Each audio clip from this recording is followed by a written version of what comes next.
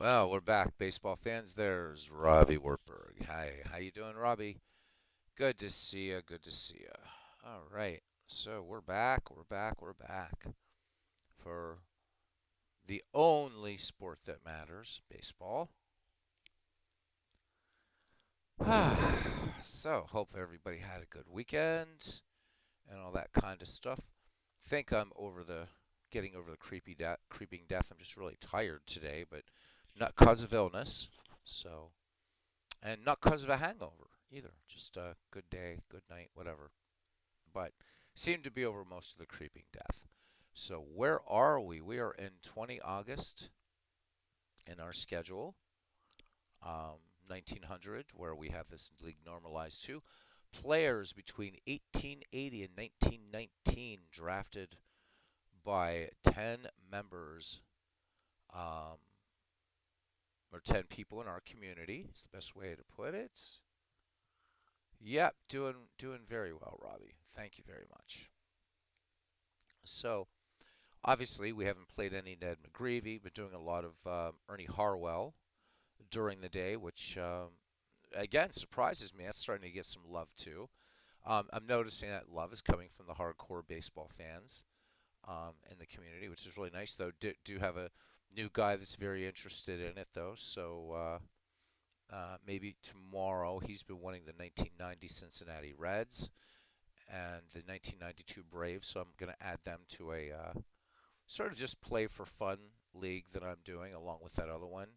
So that's been doing a lot of older teams. So this one will be some newer teams. So I already have like the 1980 Royals or 1985 Royals in there, whatever. I can't remember. But and I know we don't have a lot of people. Actually, we just have Robbie and me, but other people will catch us later. I just wanted to make some observations about something that was rather frightening, not because of the people on the channel, but just rather seeing what is a possible future for baseball, and it frightens me, especially with the season now. I mean, we are closing in. We're about around 6 weeks away or so, roughly, from when pitchers and catchers report for the 2023 baseball season. And so I'm watching this channel, and it's dealing with American F ball. And I should probably save this for why I love baseball. The why I love baseball. Um, Sort of hot stove chat that I'd like us to have soon. But I was watching as they were going through like all the postseason stuff that's coming up in American F ball, and I noticed how they were discussing like what teams will get put on the telly at what time and for ratings and just the plethora of teams in the postseason in American F ball, and it's obscene. And I'm just wondering whether that's the way baseball's heading now with the expanded playoffs coming and uh, you know every team playing every team. Of course, the big market teams and um, they're gonna be the ones who are gonna be covered by television coverage and all that. And I remember in 2015, the Pirates were just kicking ass all the way through the season, and they were usually the very last story on ESPN. And I remember that year it was one of the New York teams. I can't remember if it was the Yankees or Mets, and they were just having an average, whatever it was in 2015, right? But hardly any mention of the Pirates. But I don't know. I mean, I was watching this morning at the hotel where I was staying, um, and they were talking about possible.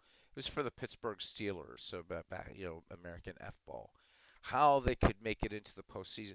This is a team that I think is at 500 or a game below 500, and it's like this team had to lose if this team won, and the other team, like if the stars are in alignment and this, and when the moon is in the seventh house, and all that kind of stuff.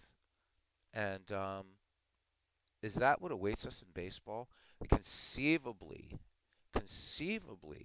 a sub 500 team should make it to the World Series. 2022 World Series was a good one. The two best teams didn't make it in. I was kind of happy about that in a way. I think we've had enough Yankees-Dodgers series, and look throughout baseball, 1940s, 1950s, it was almost always Yankees-Dodgers, Yankees-Dodgers.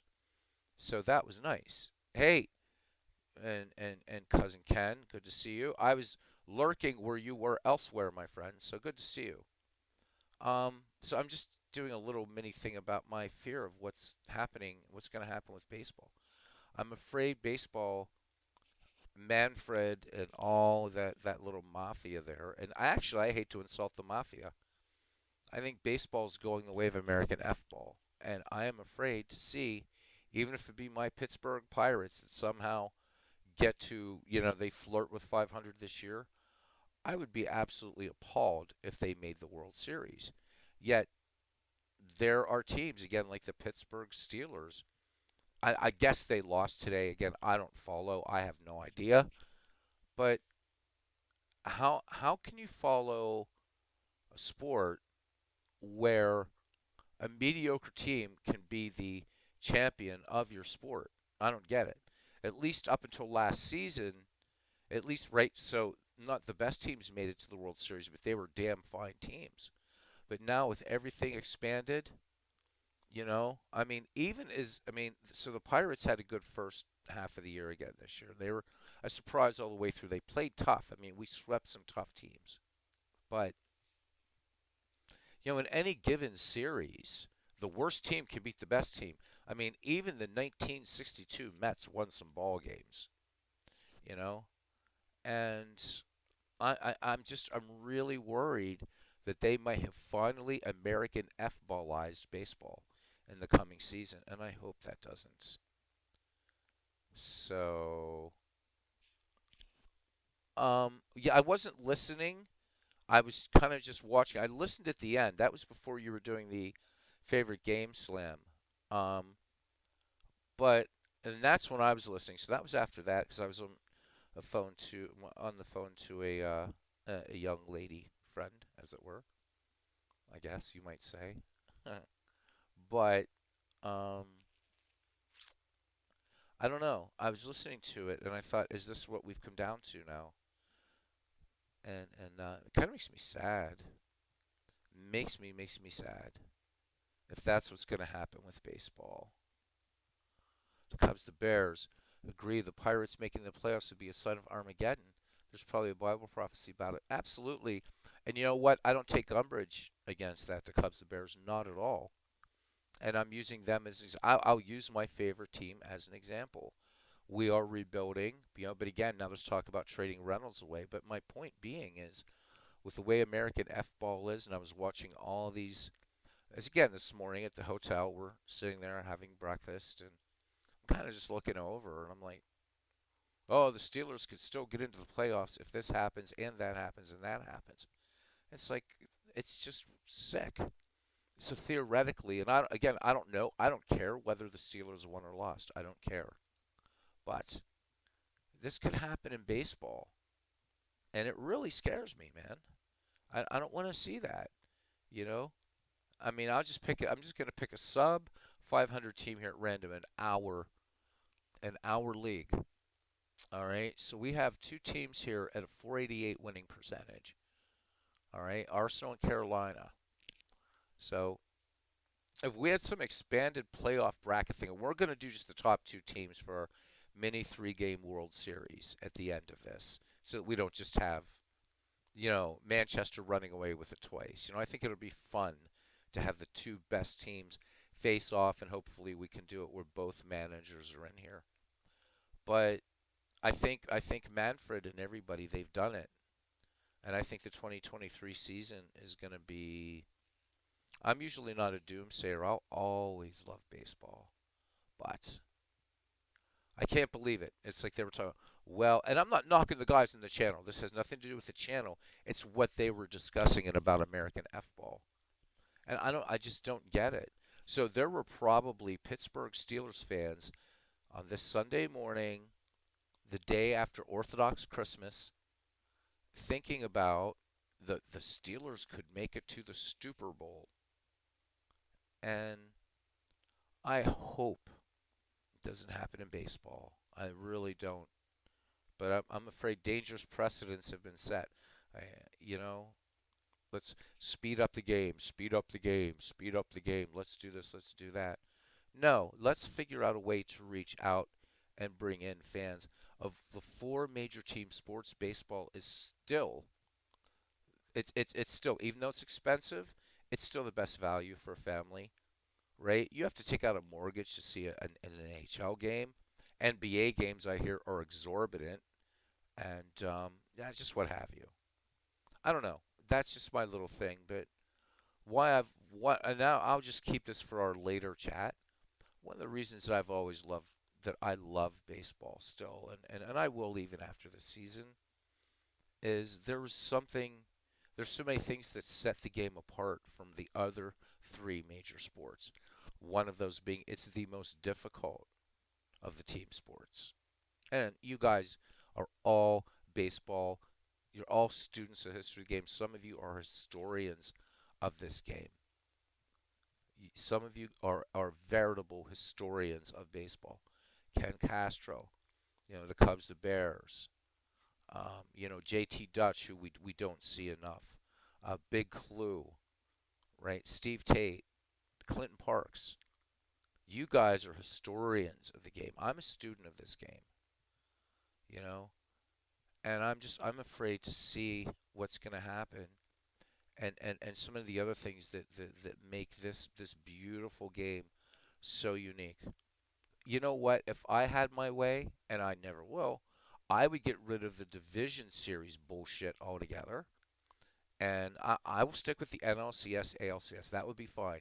Have an NLCS, ALCS, and to a World Series. I know there's too many teams to do it now, but you had a better chance when you had the Championship Series and then the World Series. But now it's getting diluted. It's getting diluted. They're talking about adding two more franchises. 32 teams in baseball? Come on. That's not the way to do it. Let's pair, I don't know. I'm just, anyhow, just continue to play baseball, love baseball, read about it, talk to you guys about it, learn from you guys about this great, great game. So that was my little thing. As Brandon Breen says, play ball. We won't a few minutes. We won't a few minutes, my friend. Um, so who's Brady? Oh, you mean that Tom Brady guy? I'm guessing, cousin. Again, I don't follow that game. So yeah, well, Clinton. If I really had my way, we'd get back to 1969, but that's not going to happen either. But yep, you'd have to get back to two divisions. Yeah, absolutely, absolutely. And I mean something radical. Pick 16, have 16 markets. You'd have to have some of the ones. I mean, Chicago's teams would stay, New York's teams would stay. But and as much as I love the Pirates and they've been around since 1887, you know what? Maybe it's time for some of the losing teams, the ones that are trying. But then you have Reynolds, for instance, with the Bucks. He wants to be traded. The Pirates still have a few years left on his contract, but he's going to go.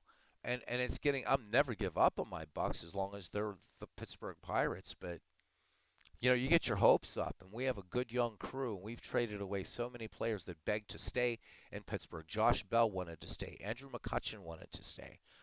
So many more. We gave up after one bad season from Tim Wakefield, who goes to Boston, the Boston Red Sox, and makes a freaking career. He won't make the Hall of Fame, but damn fine player. Hell, you know, and that's been the story of the Pirates. But it's not just the Pirates; it's other teams. You have Tampa Bay, strong team. Their fans don't support them. So you know what? There are other cities that want a franchise. I say if I had my truly my way, totally radical, go back to 16 teams, 8 in the National League, 8 in the American League, and the best two teams go to the World Series, and that's it. No ifs, ands, or buts. Won't happen.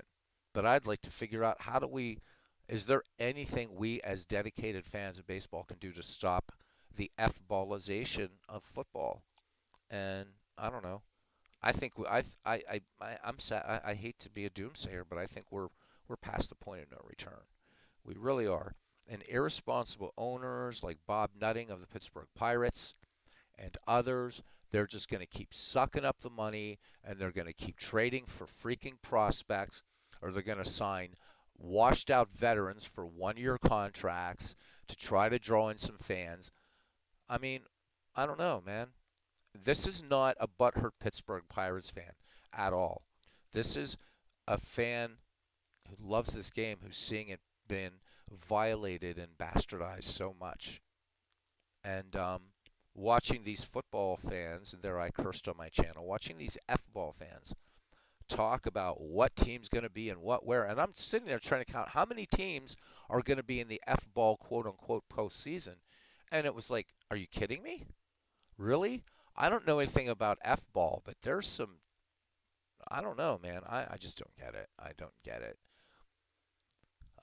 Brandon Breen is bringing up some things. He says control payrolls for expand playoffs. Small market teams will go bankrupt signing stars. Well, there is a but yet look. I mean, if you look at it, you get small market teams. Cleveland Indians made a damn fine run this year, didn't they? And the two big market teams didn't make the World Series. So I recognize, my friend, I so recognize the financial disparity.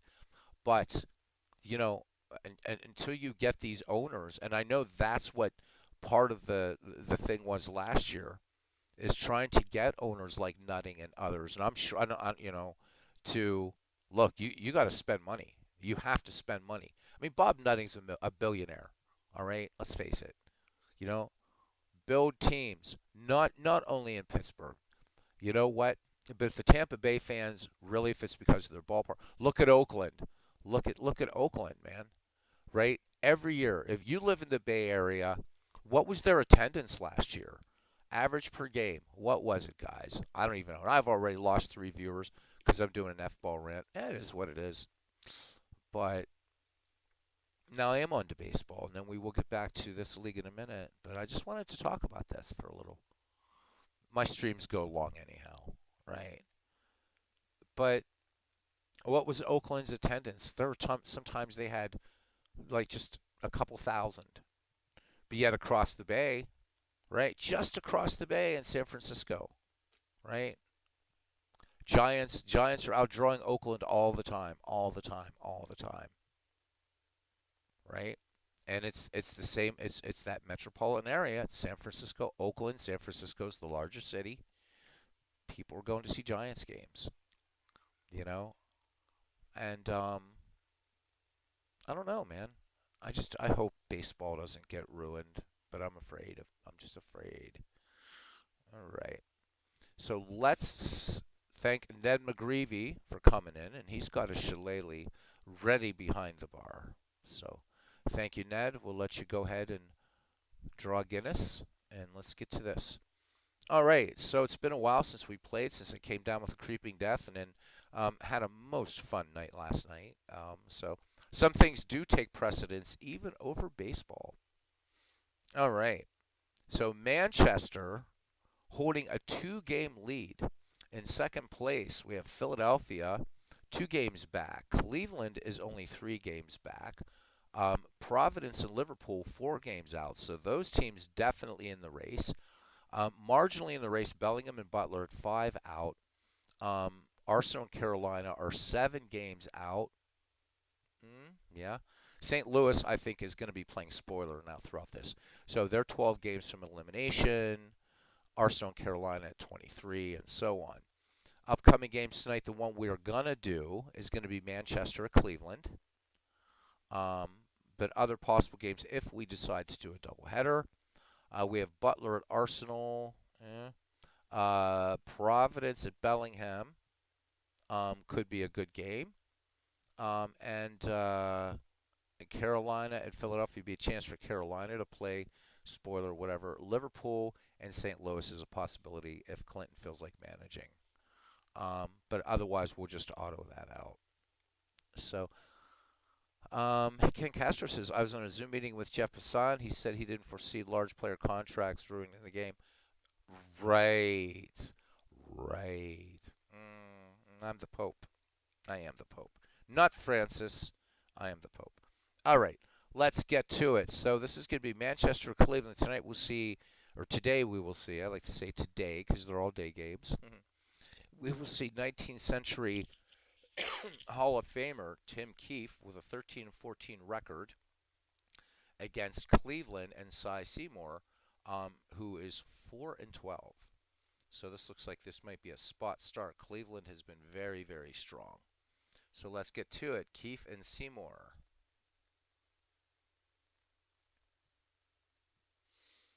And I truly hope everybody's doing well tonight, and I appreciate you letting me rant a little bit.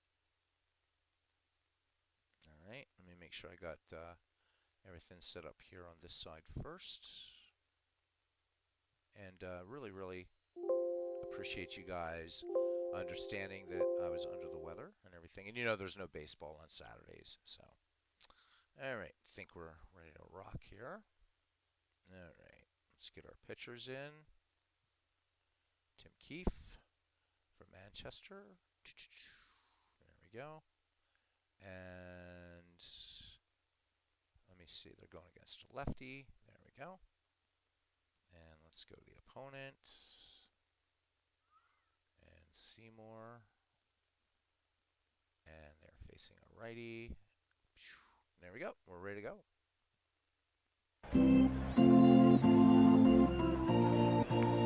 We'll check that out, Ken, after the game.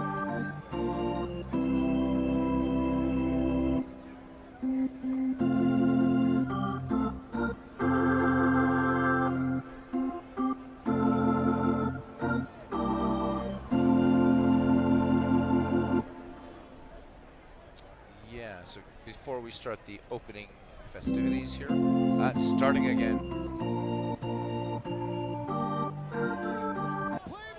All right, so Ken asks, is any pitcher on pace to lose 20? We shall see. All right, so here we go. So Manchester coming into tonight's game in first place, 66 wins, 55 losses. Cleveland in second place, 63 wins, 58 losses. I believe Cleveland's in second. Could be in third. I think they're in second. Anyhow, should be good. It'd be nice to see Tim Keefe. I don't think we've seen him pitch at all in this league except maybe in an exhibition. So, top of the first here at League Park in Cleveland. And Jesse Burkett, Cupid Childs, and Dan Bruthers will try to solve Cy Seymour.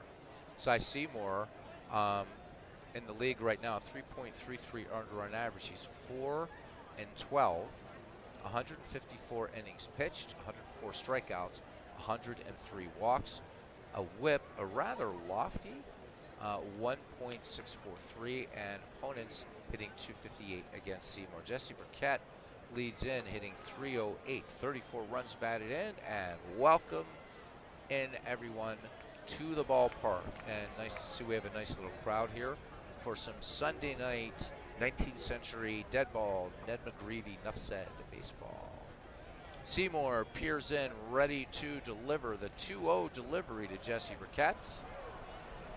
And Burkett takes this fastball to right field, going back on his right fielder, Sam Thompson, makes the catch at the wall. 1 up, 1 down. We're underway. So lefty Cupid Childs steps in. Childs hitting 250 with 31 runs batted in. So Moon Gibson from the Pittsburgh Pirates sets the target for Seymour. The lefty winds and delivers. 0-2 fastball. This one lines and right at home run Baker. So back quickly, 2 up, 2 down for first baseman Hall of Famer Dan Bruthers, hitting 304, 6 home runs, 49 runs batted in for Bruthers. Another lefty here in the lineup. Seymour has the sign from Gibson, toes the rubber, and the 1-2. Little changeup going out to center field. Dummy Hoy going back on this ball, and will make the catch. Manchester goes quietly. We go to the bottom of the first. Manchester nothing, and Cleveland coming to bat. Cleveland will send Sam Thompson, home run Baker, and Napoleon Lajoie, who's just been tearing up the Ned McGreevy League in almost every category. Tim Keefe with a 3.22 earned run average in the season. He's 13 wins, 14 losses, 240 and 2/3 innings pitched for him, 115 walks, 144 strikeouts, a 1.6363 earned run average. Opponents hitting a little better against him, or hitting a little worse against him, I should say, 2.37. And looks like I've got to take out some trash here, so hang on a second. Okay. It is a good thing I look over there. One more thing I have to do. There we go. All right. Hey, Todd, welcome in, buddy. Welcome in, welcome in. All right, Sam Thompson now to lead it off for Cleveland here. Bottom of the first. So Sam hitting 265, 3 home runs, 34 runs batted in. Tim Keefe ready to work now. Ray Schock sets up for Keefe. Here is the wind, the 2-0. Fastball. High fly ball to left. Burkett going back on it. This one is going to be off the wall. Thompson around second. He'll go to third. The throw to Wallace, the tag, and Sam Thompson just in there. The hand just hits the bag. So a leadoff triple for Cleveland. So the potential go-ahead to run just 90 feet away. And here's third baseman Frank Home Run Baker, the Hall of Famer, hitting 277, 2 home runs, 38 runs batted in. And not to forget the Sam Thompson, also a Hall of Famer. Keefe winds and fires. Here's the 2-2 to Baker. Fastball chopped to Tinker at short, and the run will come home as Tinker goes to Bruthers to retire Baker in the 6-4 putout. And Cleveland jumps out to an early 1-0 lead here. One down. Todd B says the damn porn bots follow him everywhere. That's because they're looking for Robbie. All right. MV coming in here, knowing that his team today in Sports Time Machine. Morgana the Kissing Troll, exactly. As Ken wants to know if Todd knows the bots on a first name basis. All right, Lajoie. Give me 1 second here. Definitely having some vision issues here. All right, there we go.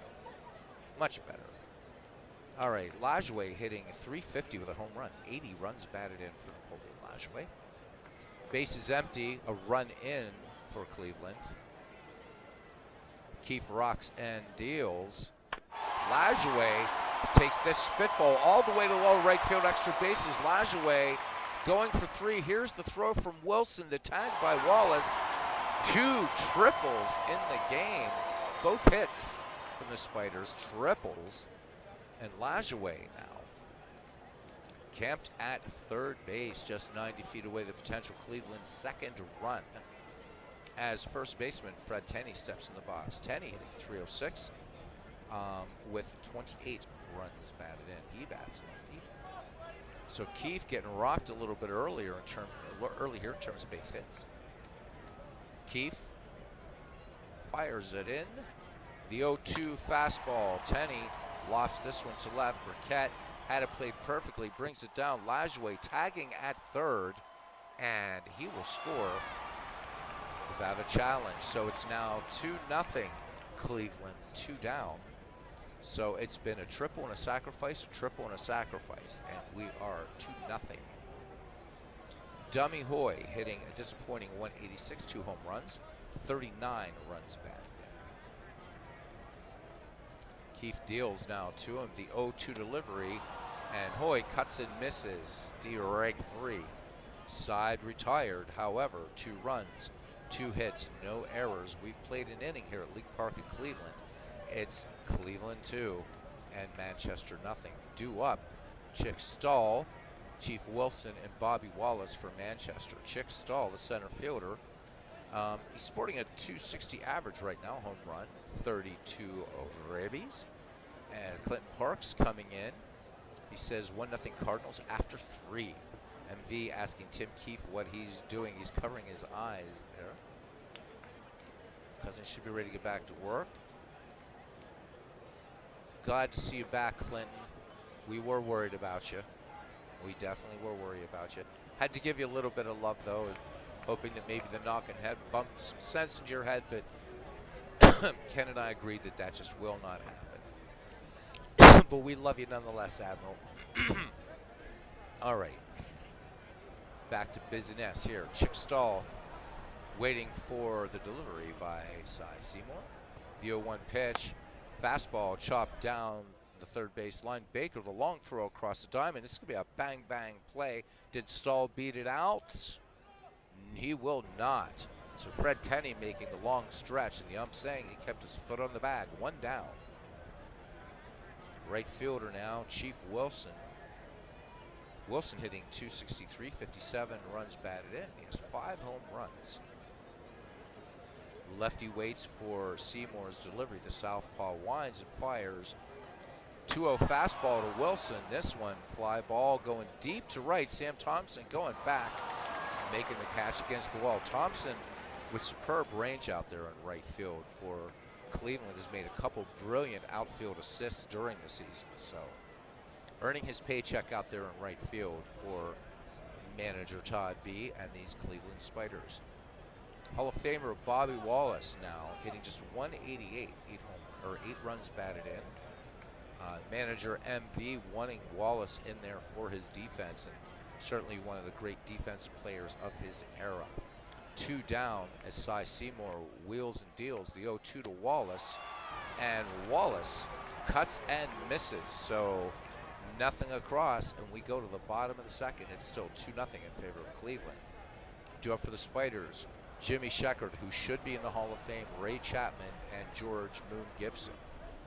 So Sheckard on the season hitting .215 with 22 runs batted in, infield in at the corners, Wallace at third, and Dan Bruthers in at first. Tim Keefe in the game as a strikeout, but touched up for 2 triples.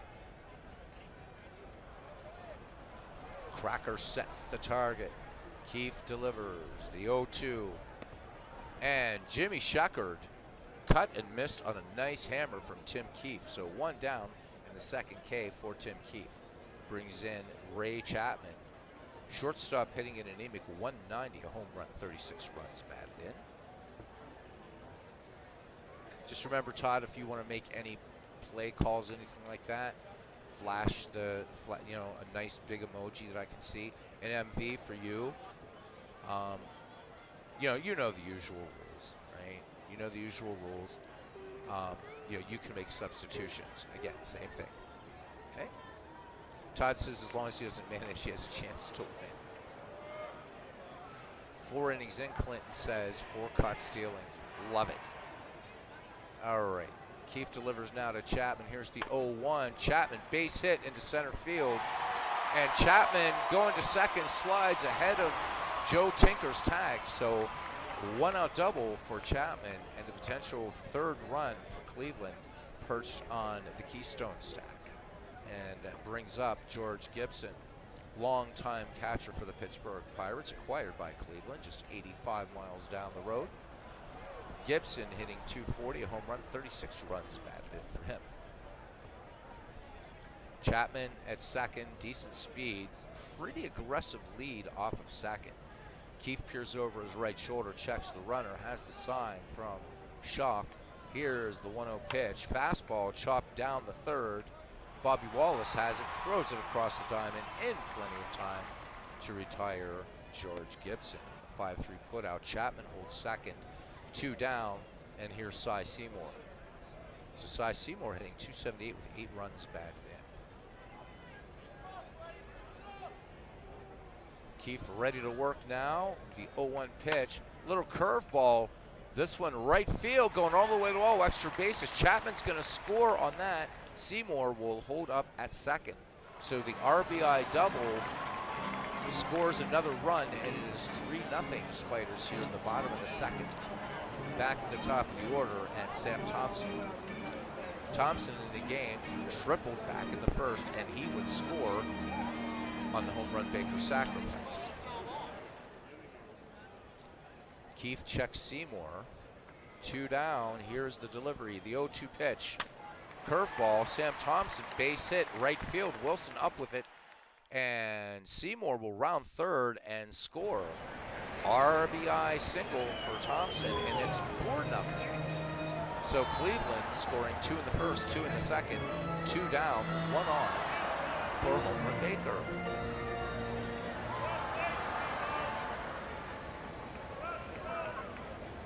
Keefe delivers, throw over, Thompson back ahead of Bruder's tag.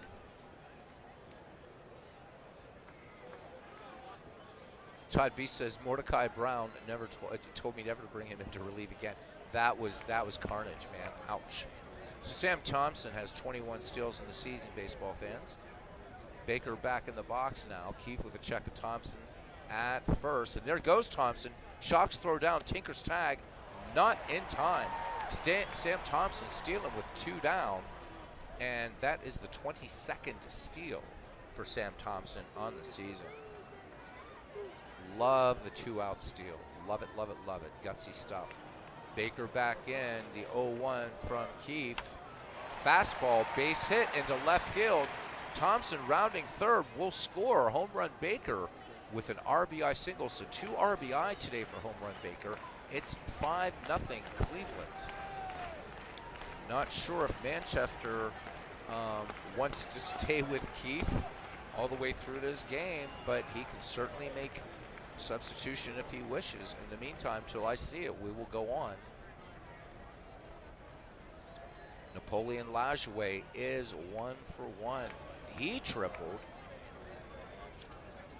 and would then also score on a sacrifice. So runner on first, 2 down, 3 in, bottom of the second at League Park. Keefe checks Baker at first, and Baker, pretty decent base stealer. Schalk ready. Keefe's delivery. There goes Baker. And the throw down, and home run Baker gets the steal. That's his 19th in the season. So Cleveland bringing its running game here today. 2 down. Runner in scoring position. 3 in. Keefe now winds and fires the 1-0. And called third strike 3 to retire the side, but 3 runs on 4 hits, no errors, and we go to the top of the third. It's Cleveland 5 and Manchester nothing. Manchester will send up Ray Schalk, Joe Tinker, and Tim Keefe to face Cy Seymour. Seymour has a strikeout in this game and nothing else. Cleveland scored 5. They've stranded just 1.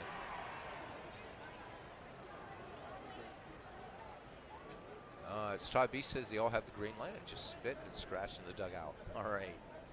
Hall of Fame catcher Ray Schalk hitting just 180, 31 runs batted in for Manchester. Cy Seymour winds and delivers. Here's the 3-0. Fastball, and Schalk laying off that fastball. This one inside, so Ray Schalk draws the walk, and that is the first free pass given up by Cy Seymour today as Joe Tinker steps in. Tinker hitting 231, a home run, 36 runs batted in. Good crowd here today at League Park, and really, really a beautiful day for baseball. It is 79 degrees, and we have a little breeze going out from right to left at 7 miles per hour. So pop a beverage, roll up a game, and enjoy your time here at League Park, guys. Cy Seymour checks Schalk at first. Schalk has stolen 11 bases on this season. Gibson not the strongest arm behind the dish. Seymour checks Schalk at first, throws over. Schalk back ahead of Tenney's tag. Seymour now works again, 3-0 to Tinker, and Tinker lays off. That was a late call by the umpire for ball 4. Tinker taking on that one. So 2 aboard, and Manchester will send Tim Keefe to the dish, and we're going to pinch hit. So Tim Keefe getting the early hook here. And we'll change our options up here. and bring up the pinch hitter, Rasta. Yep, gotcha, MV. So we're waiting for Manchester to decide on a pinch hitter, and we will see a new pitcher. So Tim Keefe rocked early. 2 innings, touched up for 5 runs, 6 hits. So Manchester looking to try to answer some of these runs thus far. George Pinkney will come in to pinch hit for Manchester. All right. All right. So as a pinch hitter, not really seeing a lot of, not really anything as far as a pinch hitter. On the season, he's hitting .288 with 40 runs batted in. So Manchester hoping to answer some of these Cleveland runs. Shock on at second, Tinker on at first. The lefty Pinkney stands in, sporting that wonderful high collar in the 19th century. Seymour, the lefty, peers in, has the sign for Moon Gibson. Here's the 3-0, a spitball, and this one missing. And now all of a sudden, the bases are loaded. Seymour gives up his 3rd free pass and having trouble finding the strike zone, obviously. Back at the top of the order now, and Jesse Burkett gave it a ride to deep right center back in the 1st. Cupid Childs waits on deck, nobody out. Seymour needs to pull off a little miracle here. Southpaw peers in, has the sign from Moon Gibson. The wind and the 2-2 pitch. Fastball lined right back to Cy Seymour. It's as if he's heard us up here amid the clatter of the typewriters and the telegraph machines, because we're just too cheap to have telephones here. So 1 down, Cupid Childs, 0 for 1. Line to 3rd, back in the 1st. And Seymour pitches his way out of this mess. From the stretch, and the 0-2 pitch to Childs. Childs cuts on this one, popped up on the infield. Lajoie calls for it, waits for this Rainbringer to come down, and nestles it in the glove. 2 away. Will Manchester be turned away after getting 3 favors from Cy Seymour? We shall see, baseball fans, as Dan Bruther steps in. Not a bat to be trifled with. Gave it a ride to deep left center back in the 1st. He's hitting .303 as of this at-bat with 49 ribbies. Seymour peers in, has the sign from Gibson. The leg kick and the delivery from the stretch. The 1-2 to Bruthers. Bruther swings, routine fly ball to right. Thompson back pedals and makes the catch. Cy Seymour does it. So Manchester wastes an absolute golden opportunity, and the AI is calling in Jake Weimer to pitch now for Manchester. Weimer, a real surprise in this league, one of the league leaders in pitching. So Manchester hoping at this point that Weimer, see, and MV says, yep, it already did it for you. Nice, right? Okay. So, I'm gonna try this drink my lady got me here. Let's see what this is. No, that's interesting stuff. Chicky Chicky Boom Boom. It's like this sort of water stuff flavor. It's really good. All right, MV, glad you agree with the AI. All right, so Weimer, we talked about him being a leader. Well, check this out, guys. A 1.79 earned run average. I think he's only 3rd behind Walter Johnson in this league. 12 wins, 10 losses, 195 and 2/3 innings pitched. He's walked 59, struck out 84. Pardon me, a whip of 1.002. Opponent's hitting a 195 against him, so Tim Keefe is done. Fred Tenney to lead it off. Tenney sacrifice scoring Lajoie, making it Cleveland 2-0 back in the 1st. 5-0 Cleveland lead. Lefty Weimer finished with his warm-up pitches. Here is the 0-2 to Tenney. Fastball chopped down to 3rd. Wallace ranging a bit to his left, making the fast throw on to Dan Bruthers to retire Tenney. 5-3, one down. Dummy Hoy, nothing for one. As Clinton Parks says, Cardinals 8, Pirates 7, or Cardinals 8, Pirates 1. 7 errors, 5 caught stealings, 3 stolen bases. Pirates 0-7 in 1908 action. Wow. That's, well, pretty early in the season, obviously, but still. Ken Castro bringing in a score also. Phillies 1965 replay action. Giants 3, Phillies 1 in the top of the 5th. Keep them coming, guys. Appreciate those. Love them, love them, love them. All right. Anybody else out there in the chat, just let you know what you're rolling up, what are you working on, what are you playing. I know Robbie's off there doing something. All right. Hopefully a little Ned McGreevy, but whatever he's doing, just let me know, man. Tell the chat, tell the world. And I do appreciate the likes, guys. Weimer now deals to Hoy with 1 down. Hoy swings. Chop ball to second. Childs takes the room service bounce. Easy toss on to Dan Bruthers for the 4-3 putout. 2 away for Jimmy Sheckard, left fielder. Struck out back in the second against Tim Keith. Lefty Weimer ready to go. Here's the 1-0. This one sent to center field. Chick Stahl going back. This one has distance, but not enough. Side retired. No runs, no hits, no errors. We go to the 4th. Cleveland 5, Manchester nothing. So Manchester left them loaded last time. So it's going to be Chick Stahl, Chief Wilson, and Bobby Wallace to face Cy Seymour. So Seymour has struck out 1, but walked 3 in the game. They're hoping Seymour will have trouble with that strike zone again as he winds and fires. Full count on Stahl. Stahl lays off on the payoff pitch. Curve ball missing. And this one a little daisy killer, actually. Or a little worm killer, I should say. So Chick Stahl aboard. And he will pick his spots to steal. He's stolen 13 on the season. Chief Wilson in the box. Wilson nothing for 1. Fly to deep right back in the second. Good lead by Stahl off first. Seymour toes the rubber, throws over. And Stahl back easily ahead of Tenney's tag. Seymour now climbs back on the mound, fires at home, the 2-2 to Wilson, fly ball right field.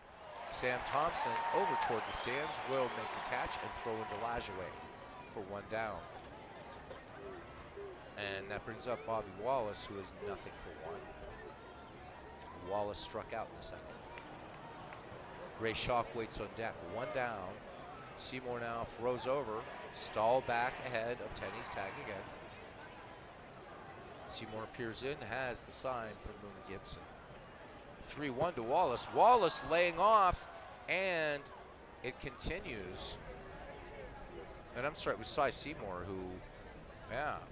So Cy Seymour still having some control problems. That's free pass number 5. Free pass number 5. Okay, so Robbie's concentrating on his baseball for Windows League. Okay. Cool, cool, cool. Cool, cool, cool. Clinton Parks, divine help. Caught a 9-1 and 7-1 at Tampa 9151 Gulf Street. It was a good day. Oh, nice. Ken Castro says, lunch on you. So for anybody's interested in Robbie's Baseball for Windows Fantasy League, there's a channel in the Discord for that as well. We want to thank John DFW, though we haven't seen him in a while, for maintaining our Discord channel. And he's been awesome, awesome, awesome doing it. 2 aboard, 1 out for Ray Schalk, who walked in the 3rd. This is shaping up to look like that last inning. But Cy Seymour turned him away. How many times can you poke the tiger? Here is the 3-0 to Schalk. Schalk lays off, and here we go again.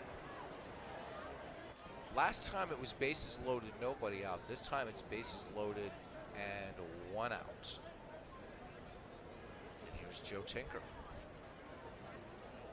Seymour going to have to bear down again. This is his 6th free pass. Here we go.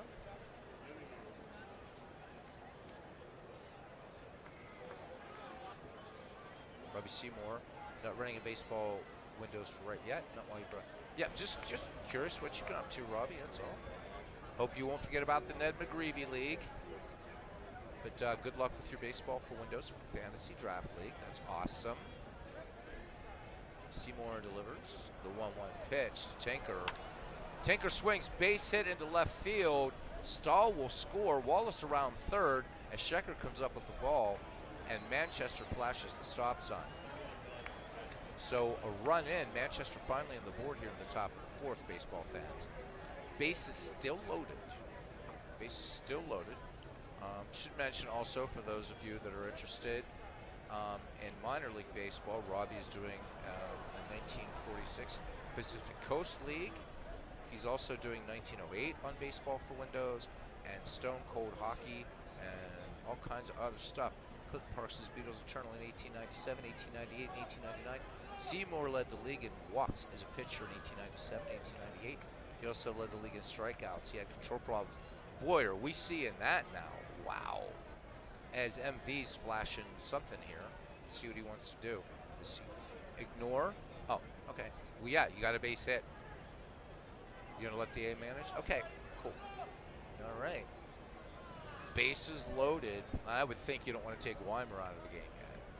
One of the league leaders in ERA, but there we go. Seymour from the stretch, the 3-0 to Weimer, and he walks one in. Free pass, number 7 by Cy Seymour, and Clinton is not kidding when he talks about control problems. Wow, the only problem is he's only struck out 1 in this game. That's his 7th walk. 2nd run in for Manchester. So Manchester 2 runs, 1 hit. Jesse Burkett now top of the order for Manchester. He fly to right and line to the pitcher. Cupid Childs waits on deck. What if Manchester's getting a little bit impatient and want to actually swing the bat against Cy Seymour, who delivers the 3-1 to Burkett. Burkett lays off. Another run comes in. It's now 5-3. Cleveland looks like they're going to stay with Cy Seymour. Bases loaded, still 1 out, 3 runs in.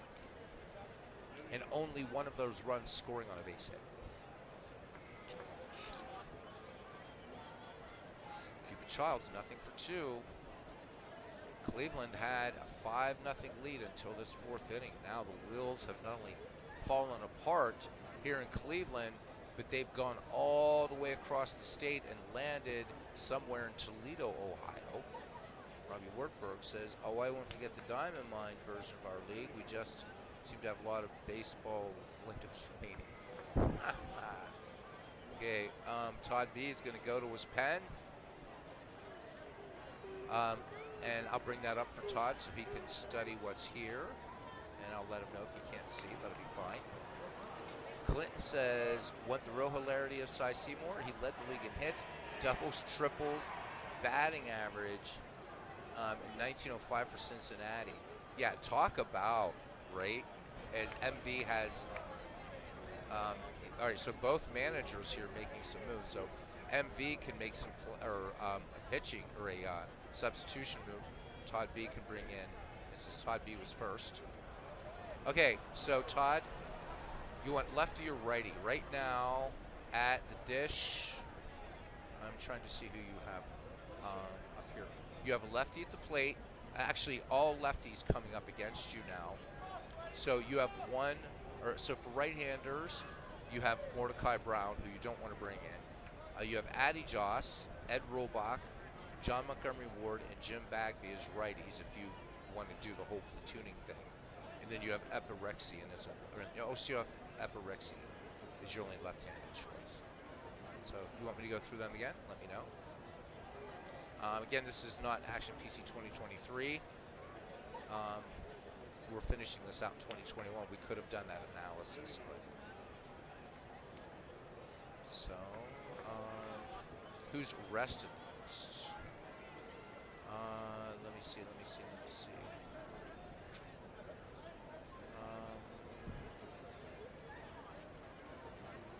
Looking at usage here, probably Ed Rolbach, I think is going to be probably going to be the guy to bring in, right-hander.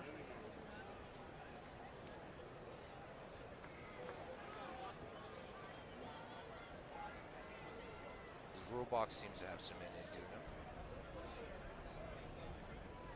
The one with the highest expected pitch count is John Ward, but only 15 more. So Ed Rolbach. Ed Rolbach will come in to pitch. Cy Seymour's day is done. MV wanting to make a change here. Let's see what he wants to do.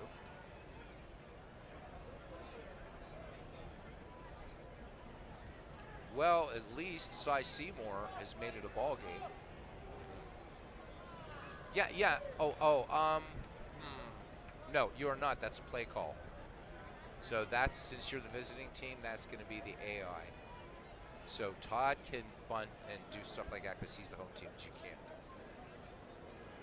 Because the reason why we had to set this up is because over here, if he pitches, he doesn't rate the right. So Cleveland wouldn't have the chance to play in at the corners to defend against the bunt. So that's why we had to do it this way. Now, that being said, guys, I would try a squeeze too. Why not? That said, you guys know that Steve Tate and I have been doing head-to-head, and I'm hoping that, and I know it's super late for you, MV, but it'd be really fun some night to get two of the managers on here, each have the game, and do it, because you can't see what the other's doing. And I can just broadcast it. I think it would be a lot of fun. So let's think about it, because we're using the Discord for voice and game sounds. So we can do that. So just to let you know, and you cannot see what the other player's doing unless you cheat and look at YouTube. Okay, let you know when Sundays are best. I will do that. All right. Or he says, just let me know when, Sundays are best. There we go. All right, nice. All right. So Rolbach has inherited 3 runners. So Cy Seymour, responsible for Joe Tinker, Jake Weimer, and Jesse Burkett. Still 1 down. Rolbach has finished his warm-up pitches just quickly for Rolbach. 304 earned run average. He's 10 and 13 with a save, 200 and 10 innings pitched, and he's walked 54, struck out 87. Rolbach comes home with it now to Childs. 3-2. Childs lays off. So a run in, that one charged to Cy Seymour. It's 5-4. So Rolbach has some pitches in him. Second most rested member of this Cleveland bullpen. As Todd says, great laugh out loud. Bruther's nothing for 2 in the game. He's given it a ride to deep left center and deep right center. MV says, hit it out of the park, Dan. MV looking for a little Earl Weaver style baseball. Rolbach from the stretch, the 2-1 to Bruthers. And this little changeup going out to right field. Sam Thompson going back on this ball. It's going to stay in League Park. Thompson makes the catch. Weimer will tag and score. This game is tied as Burkett moves to third on the play. Runners at the corners. It's now 5-5. So Rolbach will be happy when he can just have a clean slate. 2 down. Runners at the corners for Chick Stahl, who's grounded to third and walked. Almost everybody walked on this Manchester team. From the stretch, Rolbach delivers. Cupid Childs, and we had a little double steal action going, and Cupid Childs gets the successful steal second. Burkett bluffing coming down the line. Gets back to third. So Cupid Childs has picked up his 29th steal of the season. 2 down, 2 in scoring position. Burkett at third, Childs at second. Lefty Stahl back in the box. Rulbach from the stretch. The 1-0, and Stahl draws the walk. So Cleveland's woes continue. This one way up high. Way high. Rulbach might be headhunting a little bit there. A little bit of an interesting thing for him to do. But he should be trying to get out of the inning. Chief Wilson, nothing for 2. Flied out twice. Bobby Wallace waits on deck. Rulbach from the stretch, and the 0-2 to Wilson. Wilson swings, and this one chopped to Chapman at short. Throw to first. Tenney with the long stretch, and Chief Wilson with the RBI single. The RBI single. Wilson picks up the base hit. Jesse Burkett scores. It is 6-5 Manchester. And remember, Cleveland had a 5-0 lead until the 4th. 6 runs across in this 4th inning. Oh my. Bases once again loaded. 2 down. Rulbach to face Bobby Wallace, who struck out and walked in this game. Rulbach from the stretch, the 0-2 delivery, and Wallace gets this one down the left field line. Schecker near the line makes the catch. Side retired finally. 6 runs on 2 hits, no errors. We go to the bottom of the 4th. It's Manchester 6, Cleveland 5. Ray Chapman, George Gibson, and Ed Rulbach due up as Todd B says 6 runs on and 2 hits. Yep. Infield in at the corners is for Chapman. Chapman in the game doubled back in the 2nd. So provided Cleveland's pitching staff can settle down, we got a good tight ball game here. Compliments of Cy Seymour. Lefty Weimer delivers the 1-1. Fastball lined right to Joe Tinker, who just makes a jumping grab at that bullet. 1 down. So that one looked like it came off a, well, this would be before the Lee Enfield rifle, but we'll be close enough. All right, so Gibson, 0 for 1, grounded to third back in the 2nd. Schulk sets the target for Weimer. The lefty wheels and deals the 2-0. This curveball is going to go for a base hit past Cupid Childs into center field. Chick-Stahl up with it. Gibson will hold first.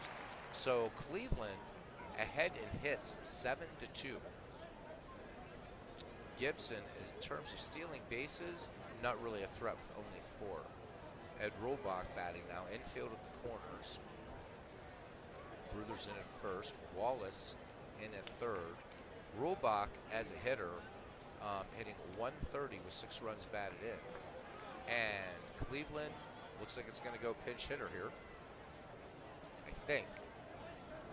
Sack bunt. All right. Sack bunt it is. Weimer peers over at Gibson on first. Infield looking bunt. Here's the wind. Yeah, I know your pitcher's about to hit.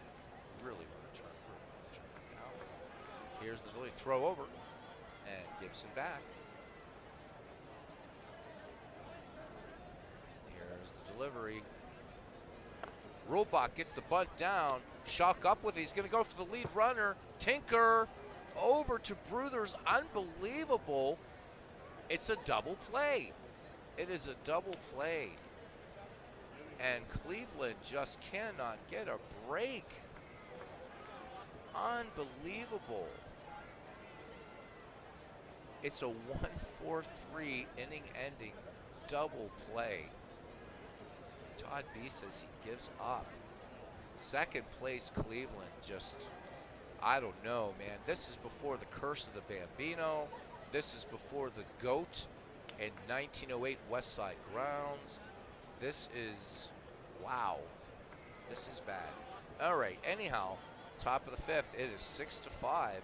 Welcome to 19th century dead ball baseball, I guess. Ray Schalk, Joe Tinker, pardon me, and Jake Weimer duo. Schalk in the game has walked twice. Todd says, I'm sitting here doing nothing the rest of the game. Ouch. All right. Joe Tinker waits on deck. Rubach delivers to Ray Schalk.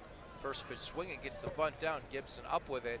On to Lajoie covering on the play. The one down. Not a lot for Cleveland to cheer about here, so they'll take that out. Joe Tinker is 1 for 1, steps into the box. He walked back in the third. An RBI single scoring Chick Stahl back in the fourth. Rubach peers in, toes the rubber and lets it go. Full count to Tinker. Tinker sends us up the middle. Rubach coming off the bump to field it on to Fred Tenney for the 1-3 putout, 2 down. Could we see a 1-2-3 inning after Manchester played at 6 back in the fourth? We shall see. Jake Weimer batting with 2 down. There's John DFW. So now that you're in and can hear us, wanted to again offer our sincere thanks, and I'm not using the royal we, but our here in the community, for you setting up the Discord and all the great work that you've done in helping us put this league together. I appreciate all you guys. You know it.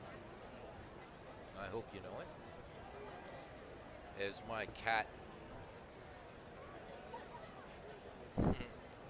Albert is sitting here deciding whether he's going to eat the rest of his snacks or not, and he's thrown up a couple wings at me. I always like to give my cat updates, and Darcy is kind of just sitting on the bed looking across at my bunch of board games, and I think tonight she's looking at Sword and Sorcery. So there we go. Cat update by Beatles Eternal. Rubach delivers with 2 down. The 1-1 pitch. Weimer swings, lazy fly ball to center. Dummy boy comes in on it and makes the catch. So Manchester goes down 1-2-3, and we go to the bottom of the 5th inning. It's 6-5. Manchester over Cleveland. Tap back at the top of the order now, and Sam Thompson, home run Baker, and Napoleon Lajoie for Cleveland. Right fielder Thompson in the game. Tripled in the first. And RBI single in the second, scoring Cy Seymour, who has since gone back to the pub. Lefty Weimer, the line on him thus far, no strikeouts, no walks. So Weimer coming in on relief. Tim Keefe got the hook. Weimer delivers the 1-2 delivery. Thompson swings, solid base hit into right field. Wilson up with it as Thompson makes the wide turn at first. So runner aboard for Cleveland. That is base hit number 8. Sam Thompson on the season, 22 steals. Home run Baker now in. So as John says, he has set up another. So Robbie with 2 Discord channel thingies, one for Baseball for Window, one for our Ned McGreevy League at Diamond. So Home Run Baker's had himself a good day at the plate. He's 1 for 2. So sacrifice back in the first, scoring Thompson. And then an RBI single, also scoring Sam Thompson back in the second. Thompson, good leadoff first. Weimer checks the runner, throws over. Thompson dives in ahead of Bruder's tag, gets up, dusts himself off. Weimer peers in, has the sign for Ray Schalk. Here's the 2-1 to Baker. Fastball chopped to short. Tinker taking that one deep. Will go to Childs. Childs in the pivot. On to Bruthers for the twin killing. 6-4-3, 2 down. Jake Weimer now to face Napoleon Lajoie. Tripled and struck out. Weimer now works to the immortal second baseman. 0-1 pitch to Lajoie. Lajoie base hit into left field. Burkett bobbles the ball and keeps it near him. Lajoie's going to go for 2, and he will make it. So it's a single and an error, and that is an E7. So a runner in scoring position for Cleveland, 2 down, courtesy of the error, Jesse Burkett error. And that brings up Fred Tenney. Tenney with a sacrifice back in the first, scoring Lajoie. He grounded to third his last time up. Weimer checks Lajoie at second. Now he comes home with it, the 3-0 to Tenney. Tenney draws the walk. So Jake Weimer has issued a free pass. 2 aboard for Cleveland. 2 down. Lajoie at second. Tenney at first for Doug and Boyd. Center fielder has struck out and grounded to second in the contest. Schultz sets the target as Weimer checks the runners. Now the 3-1. Little curveball to Hoy. This one missing. This one down and inside. Bases loaded. So Cleveland now looking to get back into it here, or trying to maybe do a little damage. They are back in it, and maybe pull ahead. Jimmy Sheckard, nothing for 2. Robbie, yep, Robbie made the statement of the year. Robbie, and I'll tell you what, really quickly, you made the comments section the other day when you said you'd rather date a Yankee fan than one of the bots that comes in here. Well, you've just done it again. Robbie making the understatement of the year. He says, I just have so many projects. So hopefully that one will make the comment section. We love you, Robbie. We love your enthusiasm. All right, bases jammed for Jimmy Sheckard. Sheckard has struck out and flying to deep center here. Fans inching forward in their seats here at Luke Park, looking for something good to happen and maybe see Cleveland regain the lead. 6-5 right now. Weimer works now. Sheckard first pitch swinging, little chopper to second. Cupid Childs bobbles the ball, the throw to Bruthers. So Childs recovers in time. The run will not score. So Cleveland turned away, and we go to the 6th. It's still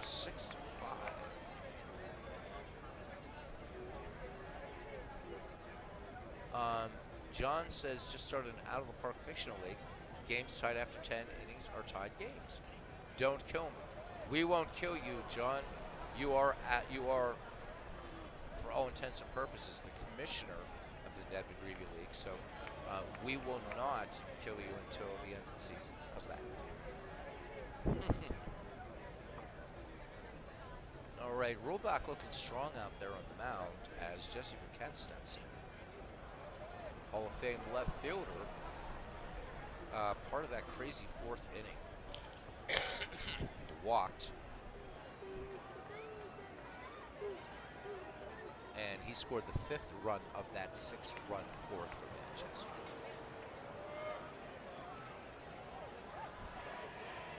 Felipe, we haven't seen you in a while, so. Huh? Bienvenido, Felipe Lima Dinelo. ¿Cómo estás, amigo? This channel is a good travel to a past where we want to live. Thank you for that, Felipe. It's one of the things that Ken Castro and I wanted out of this, was to be a sort of little kind of fun place. So thank you for coming in, Felipe. Really, really appreciate it. Haven't seen you in a while, my friend. Robach now deals to Burkett. Nothing down. Here's the 0-1. Burkett chops on this one. This one's going to go into foul territory. And since it's a dead ball, it's going to sort of thud into the stands. So Burkett back in. The 0-2 delivery from Robach. Curveball spanked to left for a base hit as Jimmy Sheckard comes up with it, gets into Chapman. So Burkett aboard. 28 steals in the season for him as Cupid Childs steps in. Childs bobbled the ball back in the bottom of the 5th. Spiders were just literally about 6 inches away from tying this game, but Childs able to recover to make the put out. As a hitter, again, part of that crazy fourth, when everybody walked, including the hot dog vendors. Of course, hot dogs not invented yet in 1900, but we'll pretend. Ed Rollback delivers now with a runner aboard. There goes Burkett. Throw down by Gibson. Chapman's tag, and Jesse Burkett will pilfer the Keystone sack. And that is 29 steals for the left fielder. Acquired from St. Louis. Childs back in the 0-1 delivery. Childs lays off the fastball.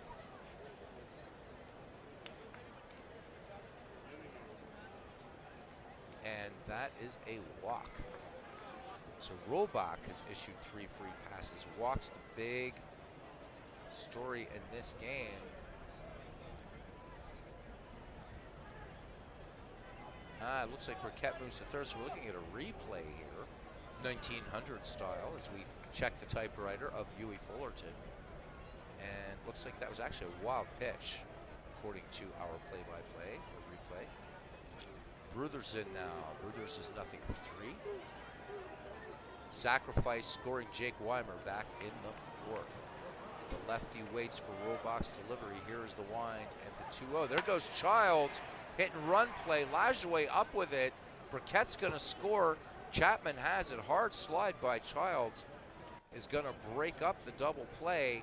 And it is 7-5 Manchester as Burkett scores. So Dan Bruthers aboard with 1 down, and Chick Stahl nothing for 1. He has walked twice, in both times in the 4th inning, I might add.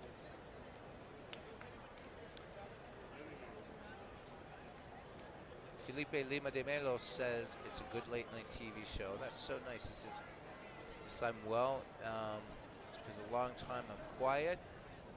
Just watching the games from your bed. No better place to do it, amigo. So glad you're in here to see us tonight. Bruthers, good leadoff first. 24 thefts for him on the season. As Chief Wilson waits on deck, Rollback checks the runner. Comes home with it now. There goes Bruthers, the throw down from Gibson. The tag by Chapman, not in time. And Dan Bruthers with his 25th steal of the season. Runner in scoring position. 1 down, 1 in for Manchester. It's 7-5. Chick Stahl back in the box now. The 0-1 delivery. Stahl swings, base hit into left field. Bruthers rounding third as Sheckard and Hoy converge on the ball. Sheckard up with it to throw home. The tag by Gibson, and they get Dan Bruthers. So nice outfield assist by Jimmy Sheckard to get the second out. Stahl remains at first. So Cleveland getting a little turn of good luck by the great play out there by left fielder Jimmy Sheckard, a forgotten player who does not deserve to be forgotten. Chief Wilson 1 for 3. RBI single scoring Jesse Burkett back in the crazy fourth. Rollback lets it go, throws over. Chick Stahl gets in ahead of Fred Tenney's quick tag. Tenney's got a good sweep tag over there at first. Gibson sets up the target. Rollback comes home with it. Fastball. Base hit left field. Jimmy Sheckard up with it. Chick Stahl rounding second. And here's the throw. The tag not in time.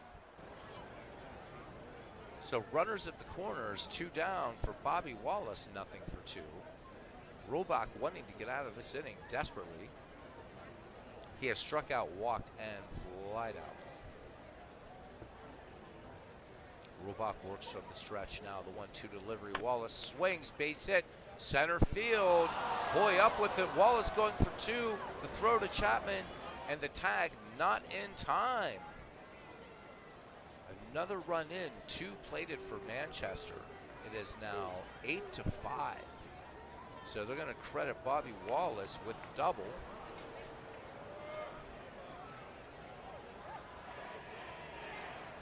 And here's Ray Schock, nothing for 1. Walked twice and bunted out to George Gibson. 2 in scoring position, 2 down. Rollback works from the stretch in the 0-1. Curveball Slapped to short. Chapman moving to his left.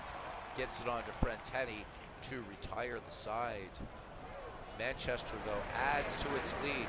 2 runs, 4 hits, no errors. We go to the bottom of the 6th. It's 8-5. Manchester is battling the first and second place teams. MV says those changes a few days ago looking good for offense. Absolutely. So MV making some roster changes. September call-ups coming up pretty soon, guys. Our September call-ups. So we still have to make a decision whether you guys want to pepper the league with more guys from the 20s or you want to stay in the dead ball era, 19th century. And that's something we can talk about. Maybe I'll put a post in the Discord and we can get a general sense of what people are looking for. Since we do have a few 1920s players here. Just remember, cutoff for home runs is 12. So that's no Babe Ruth, no Lou Gehrig, no Jimmy Fox. Anybody like that. No Hack Wilson. All right, so Chapman 1 for 2. As we start the 6th, the bottom of the 6th, he is doubled and lined out. Jake Weimer's line thus far, he's walked 2, has not struck out any. Ray Chapman hitting 285 against lefties, looks like. No, 266, 268. My eyes are playing tricks on me tonight. It was a long night last night. Weimer deals the 0-1 delivery. Little change up. This one lofted to left. Burkett barely has to move. Has it in the sights and now in his glove. 1 up, 1 down for George Moon Gibson. He's grounded to third and single to center. Weimer winds and the 0-2. Fastball spanked to right center for a base hit. So Gibson aboard. And now Cleveland in double digits in hits, leading Manchester 10-6 in hits. So Gibson, 4 steals on the season. Infield looking bunt from Rolbach, who bunted to the catcher. And that one started it was actually a 1-6-3 double play. I correct myself.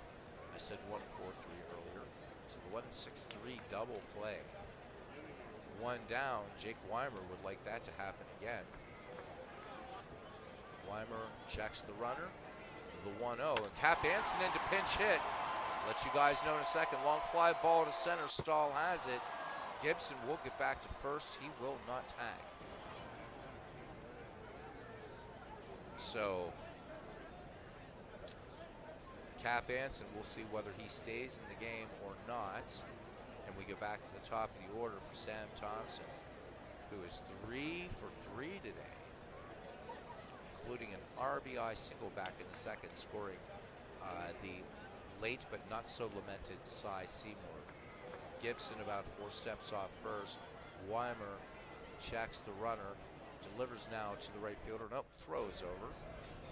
Gibson back easily. Gibson not really a threat to steal. Only 4 thus far. Weimer ready to deal now. The 1-2 to Thompson. Thompson swings, base hit. Oh, right back to Weimer. What a play by Jake Weimer. That one was hit hard. Jake Weimer making great play for the 1-3 putout. Side retired, no runs, 1 hit, no errors. And we go to the 7th. It's 8-5, and we need a pitcher for Cleveland.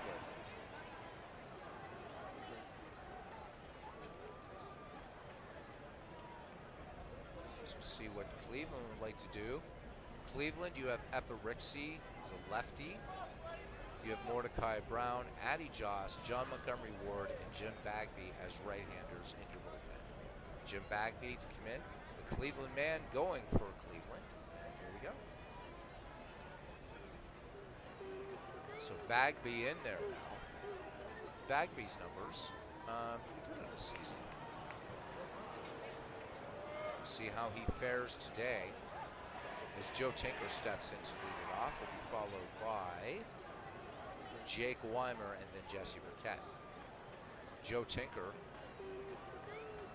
has walked, RBI single, and grounded out to the pitcher. Bagby finished with his warm-up pitches into his wind, and count even on Tinker. Tinker, solid line drive, base hit into right field. Sam Thompson quickly up with that ball, getting it back into Napoleon Lajoie at second. Pitcher batting now, Jake Weimer's 0-for-1. Again, part of the crazy walk fest back in the fourth, and he flied to shallow right in the fifth.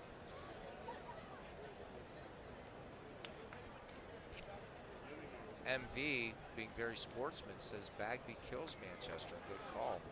Bagby has had some success against Manchester this season. MV is correct. Bagby checks Tinker at first. Now he deals home with it. 0-1 as the infield comes into the corners. This one bunted. Bagby will go to Lajoie covering on the play, and Tinker will make it to second. So runner in scoring position. One down for Manchester as Jesse Burkett steps in. We're back to the top of the order for Manchester. Jesse's been busy today. 1-for-3 and a walk. Bagby peers over his right shoulder at Joe Tinker. Now comes home with it. And they're going to intentionally walk Jesse Burkett to get to Cuba Childs. Childs 0-for-2. He's walked twice in this game. Dan Brothers waits on deck. 1 out. Bagby works now. The 1-1. Curveball slapped by Childs a second. Lajoie to Chapman to Tenney for the 4-6-3 inning-ending double play. So Bagby does indeed get it done. 7th inning stretch time. It is 8-5 Manchester.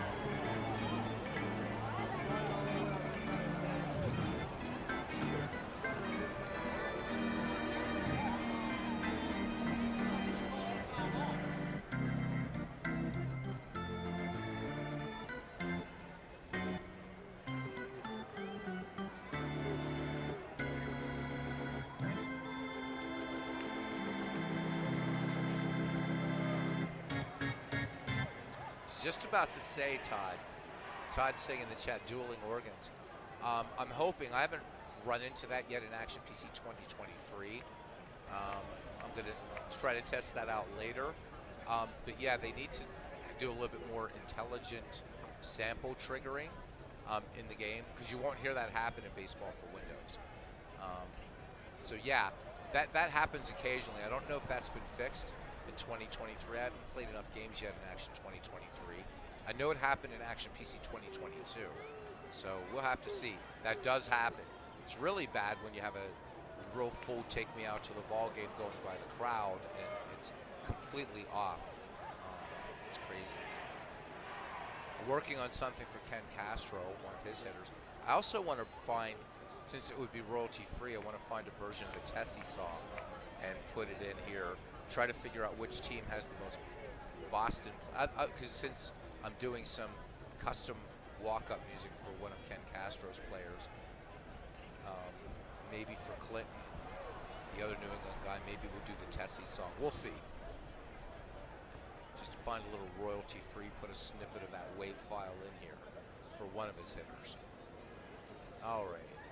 I wish I would have thought about that before to do some of this little fun walk-up music, just to add some atmosphere, some ambiance to the era in which we're playing. All right, home run Baker, 1-for-3 to lead it off here for Cleveland at the bottom of the 7th. 8-5 ball game. Weimer staying in this game. He has worked 4 innings, and in those 4 innings, he has walked 2 hitters. Lefty winds and fires. The 0-1 delivery. And Baker sends this fastball to right field. Chief Wilson up with it quickly, getting it back to Childs. So home run Baker aboard. Baker with 19 steals in the season as Napoleon Lajoie steps in.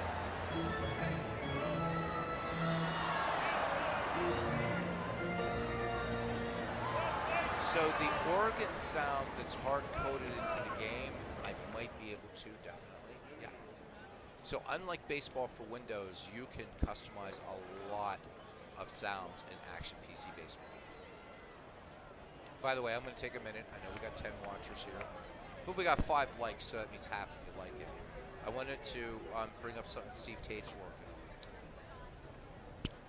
Since we are kind of talking about action PC baseball and sound issues and baseball for Windows and what it does brilliantly. So, baseball for Windows, one of its hallmarks, of course, is the Ernie Harwell. I don't want to call it a narrator because it's much more than that. There's actually AI built into that, along with the crowd and all that.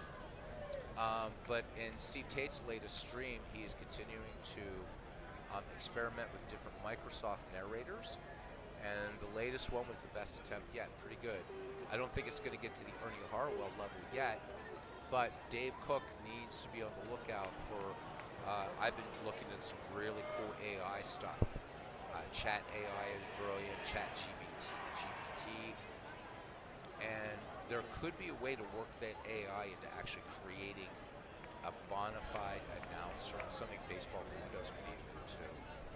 But yes, you can customize sounds until the cows come home in action PC baseball. Baseball for Windows, however, you can't. There's no way to unpack those files to even see what they are. But kudos to Steve Tate to continue, as he continues his endeavors among making all these great league files that he does to try to find a good narrator for Action PC. And then you guys will be spared me. I'll just sit there and click the mouse. All right. So Baker aboard, good lead, nobody out. Weimer checks him as Lajoie in at the dish. Here's a delivery, the 1-2 to Lajoie fastball. And Lajoie, this is rare. Big swing and a miss. So 1 down. Baker stays at first. Fred Tenney is nothing for 2. Sac fly back in the first, scoring Nap Lajoie.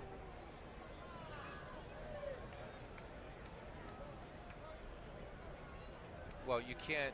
I don't think he's trying to recreate that so much, because the Microsoft narrators aren't AI based. So that's why you don't hear. So what Steve's trying to do is get a good sense of inflection and things like that. And I think he'll find something. I really do. And he will also show you guys, for those of you guys that like to use the narrators, he'll show you how to fix pronunciations, everything like that. For the other stuff, I'm going to be working on that. Steve and I just need to get together and figure it out. I've got all this great equipment here as a musician. And we keyboard players have all the cool toys to create, manipulate sounds, do whatever. So look for that coming up in the new year here. Weimer deals now to Tenney with 1 down, the 2-2. Change up, Tenney sends this one, slaps this to right. Base hit as Baker rounds second and holds. So 2 on for Cleveland, 1 out for Dummy Hoy, who was nothing for 2. He struck out, grounded to second, walked in the 5th. When he walked, that loaded the bases, so 1 away. And Manchester looking double play here as Weimer, the 1-0 curve. This one inside, way inside. It hits Dummy Hoy on the leg, and instead of the double play, the bases are loaded. And potential tying run comes to the plate in Jimmy Sheckard. Jimmy Sheckard is nothing for 3. Struck out, flied out, and grounded out. So Weimer from the stretch to Sheckard. 3-1, I'm trying not to, I'll tell you guys. And it's a walk in. Here we go, tables turning now. Cleveland gets 1 back thanks to the Jimmy Sheckard walk. Weimer delivering free pass number 3. It's 8-6, and the reason why I'm trying to hold back this laugh is we've been talking about walk-up music and stuff like that. So Clinton starts this. He says, Ken keeps playing Lady of Spain, I Adore You on his little piccolo. And then as we go down, Todd B saying, we don't want to see Ken's little piccolo. Ken says, you'd be surprised, Todd. So now you know. It's degenerating. You know what, guys? We made it to the bottom of the 7th, and until it started to degenerate. This is you guys, it's a record tonight. Let's put it in our diaries. What is the date today? What's the bloody, I can't see shit tonight. Sorry I have to do this. And I should know this is the day after Orthodox Christmas. So on the 8th of January, a day after Orthodox Old Calendar Christmas, and my chat waits till the bottom of the 7th inning to let things start to get off the charts. Love it. Robbie, we'll go back to something serious. He said recreating what Miller Associates has created. Those have been tough. Todd B disagrees, saying the technology is there, but game companies choose not to try to implement it. Turning it into Clint Park says, yes, Beatles, Ken and I are turning these young boys into deviants. Oh my God. Robbie, number one, you're not innocent, and number two, I've never seen you, my friend, I've never seen you prevent this chat from falling into debauchery. You have failed in every attempt, my friend. But do feel as though you can keep trying. Oh my God. That's right. Riff Raff and Deadball go together, says Todd B. That is the lesson, man. Weimer pitching with the bases loaded, no place to put Chapman. One down. Weimer works in the stretch. The 0-1. Chapman fastball, base hit into left field. Fred Tenney's gonna score. Dummy Hoy's gonna score. Schechter comes around to score, and Chapman going for three. And the tag by Wallace is late, and the triple by Ray Chapman, and Cleveland back in the lead now here in the bottom of the 7th. It is 9-8 as Irv Higginbotham will now come in to pitch for Manchester. Wow, wow, wow, wow. So it turns around, Ken Castro saying, holy moly, what a game, and indeed it is. So now Cleveland back in the lead, leading in runs and hits. Manchester one more run than it has hits. So it's been a crazy game. What's been really wild about it, though, baseball fans, has only been one error. One, that's it. 14 men left on base, but one error. Think about that. 20 hits in this game. And God knows how many walks. 8, 9 walks in this game, 10? I don't know. Higginbotham working from the stretch, one down for George Moon Gibson, 2 for 3. He has 2 singles and then he grounded out. From the stretch, Higginbotham delivers, count even on Gibson. Gibson sends this fastball to left field. Chapman will score as Burkett comes up with it. So George Gibson picking up the RBI single, and it's now 10-8 Cleveland. Here's Jim Bagby now, as MB says, unbelievable. This is Addy Joss looking at him. So, don't know what Todd's going to do here, if that means he's going to, is he going to pinch hit for Bagby and bring in Joss in the 8th? What's he going to do? We do not know. But I do not see an emoji, so the game will continue. Infield in at the corners is Higginbotham. Ready to work now. All right. Infield looking bunt from Bagby. Gibson. A few steps off first. Higginbotham comes home with it. A note, here is Gavy Kravitz, the pinch hit. Base hit up the middle. And Gibson rounding second will make third as Chick Stahl gets the ball in to Joe Tinker. Runners at the corners, one down. Back at the top of the order for Cleveland, and Sam Thompson with 3 hits today. 3 for 4 for the right fielder, including a triple, RBI single, back in the 2nd, single in the 5th, and he finally grounded back to whoever was pitching at the time, I think Weimer, back in the 6th. Clinton says this looks like the disaster I played in Status Pro a few days ago. All right, runners at the corners. Higginbotham working from the stretch. Here's the payoff pitch to Thompson.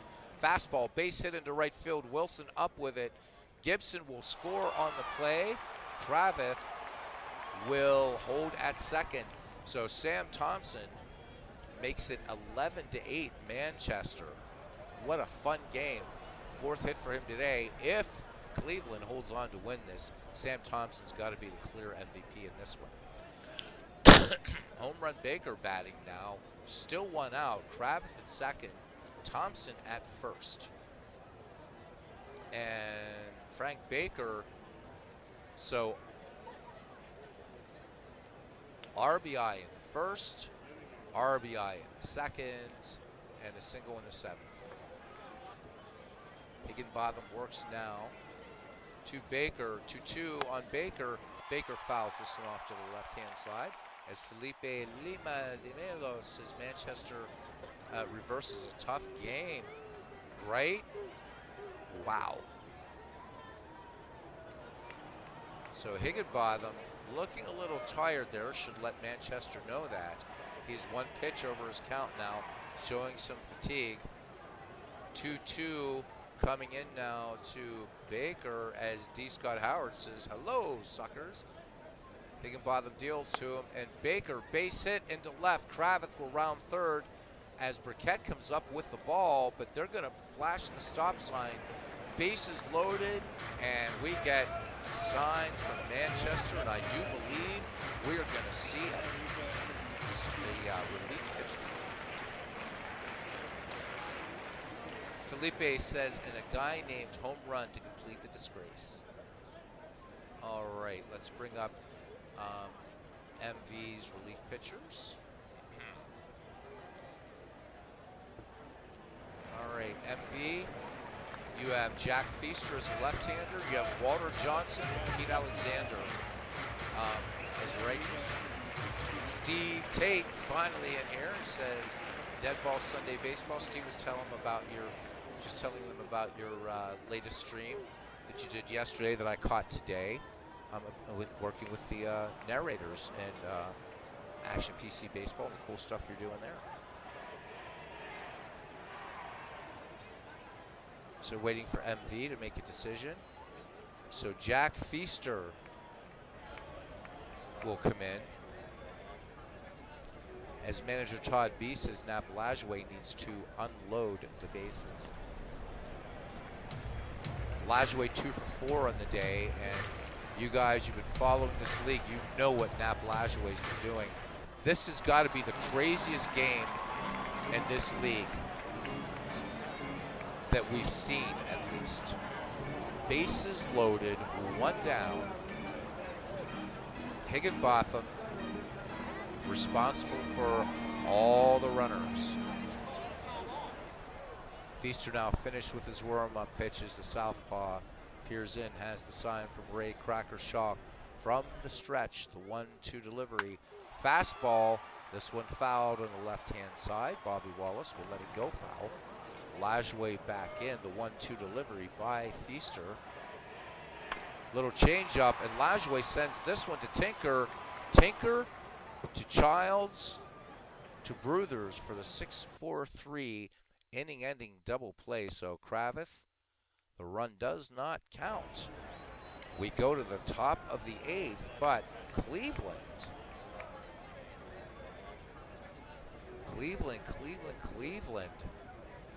does some damage here, and we go to the top of the 8th. It's 11-8, and we need a pitcher for Cleveland. Cleveland, you have Eparixi as a lefty. You want Addy Joss? All right. The human hairpin will come in. For those of you who don't know, one of the reasons for Addy Joss's nickname, one of the great pitchers in baseball.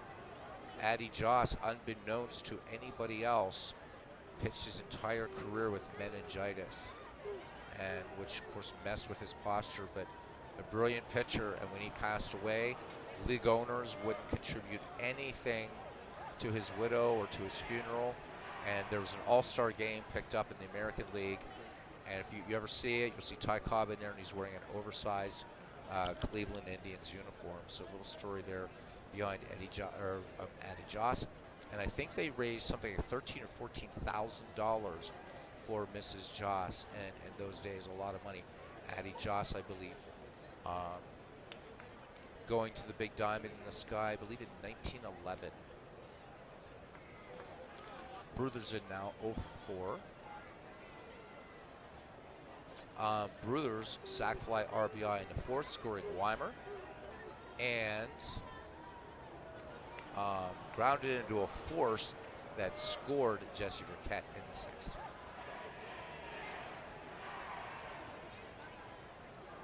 Joss works now to Bruthers. Joss's numbers in the league thus far: 2.28 earned run average. He's 17 and 10. 228 and 2/3 innings pitched for him. 47 strikeouts, 82 walks. A whip of 1.115, and opponents hitting .242 against Addy. He winds and fires the 1-1 pitch to Bruthers. Bruthers swings in his fastball up the middle, base hit past a diving Lajoie. So Bruthers aboard. That's base hit number 8 for Manchester. So nobody out, top of the 8th. Chick Stahl's 1 for 2. He walked twice in that crazy fourth inning that we'll talk about. And then a single in the 6th, but Dan Bruthers taken care of at home by the great outfield assist by Jimmy Sheckard in left. Bruthers, as far as a base stealer, has 25 on the season. Joss winds, and the 1-1 pitch. And Stahl swings in his curveball, base hit into left. Bruthers will round second, and Bruthers will hold at second. So 2 aboard for Manchester with nobody out. And now the tying run at the plate, and the person of Chief Wilson, who's 2 for 4 in today's crazy contest, including an RBI single back in frame number 4. Bobby Wallace waits on deck. Joss with a check of the runners. The 2-2 pitch, curveball, easy fly ball to center field. Demi Hoy going back about 5 steps to make the catch. Bruthers will tag and make third. Stahl will hold first. Runners at the corners. Chick Stahl with 13 steals in the season, positioning first, as Bobby Wallace steps in the box. Now bats from the right. Hot corner man with, I should say, 1 for 3, including an RBI, scoring Chick Stahl, and that was a double back in the 6th. Ray Schalk waits on deck. 1 down. Cleveland looking double play here. From the stretch, Joss delivers. Wallace, Gibson throws down. There was the pitch out, and Stahl not biting. Everything's settled on the diamond now as Joss ready to deal. The 1-0 to Bobby Wallace. Wallace pops this little changeup over on the left-hand side. Baker giving chase. Will he run out of room here at League Park? And indeed he does. So Wallace will step in and get another look at Adi Joss. From the stretch, and the 1-1. Changeup chopped down the first base line. Tenney is going to go to Chapman. Chapman back to Tenney for the 3-6-3 inning-ending double play. How about it? So superb defense by Cleveland. Manchester turned away. We go to the bottom of the 8th. It is 11-8 Cleveland. We'll go over our scoring very briefly. Cleveland scoring 2 in the first, 3 in the 3rd, and then Manchester with 6 in the 4th, and most of them by walks. 2 more in the 6th, and then in the bottom of the 7th, Cleveland roars back with 6 runs of its own. It is 11-8. The line thus far for these teams: Cleveland 11, 17, and 0.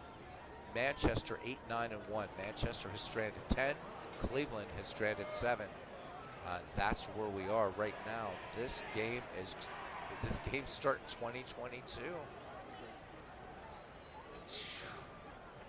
My God. MV says, I'm sure Howland and boys have always. Oh, nice. Little Little nod there to Prince Hal Chase, who's somewhere here. I think he's on Cousin Ken's team. All right.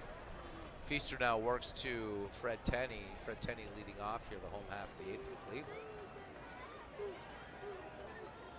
Feaster works now to Tenney. 2-2 pitch. Fastball lined right to Joe Tinker, 1 down. So Jack Feaster ready to face now Demi Hoy. Demi Hoy, nothing for 3. He was hit by a pitch back in the 7th. The southpaw Feaster comes home with a payoff pitch to Hoy. Curveball misses. And Hoy on at first. So Dummy Hoy, 32 steals in the season. Jimmy Shackert again with that big outfield assist.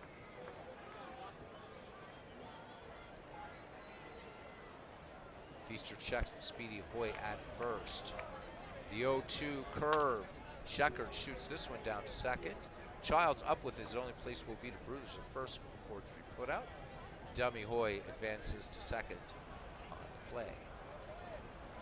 2 down, runner in scoring position.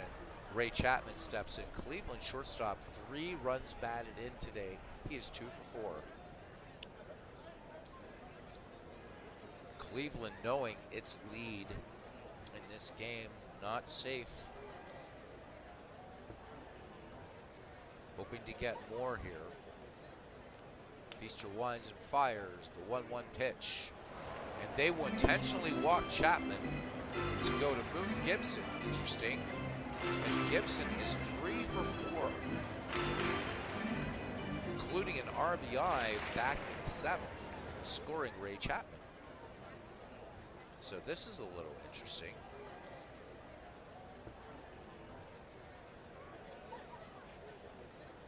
So we will see what Feaster and Manchester is going to walk to get to a hitter who's 3 for 4.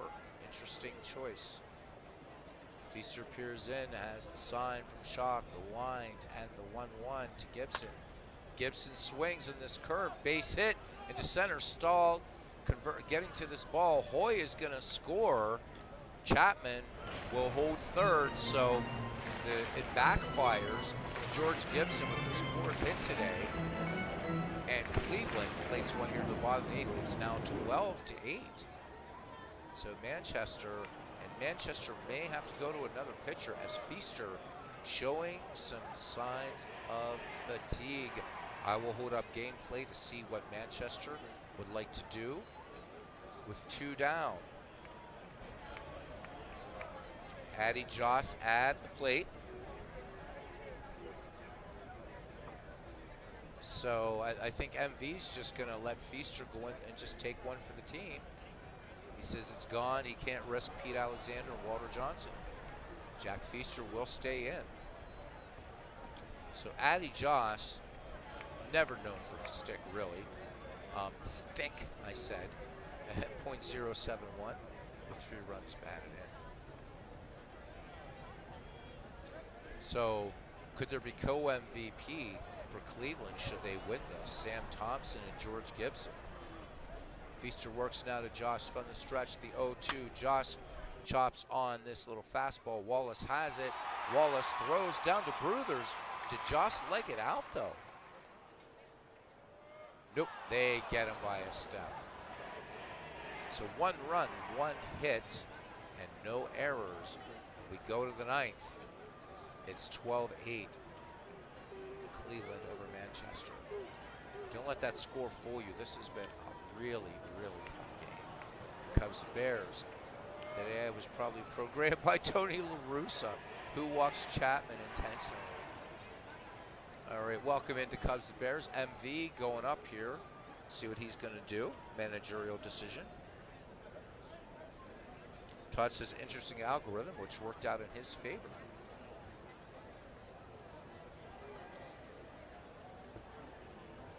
See what MV wants to do.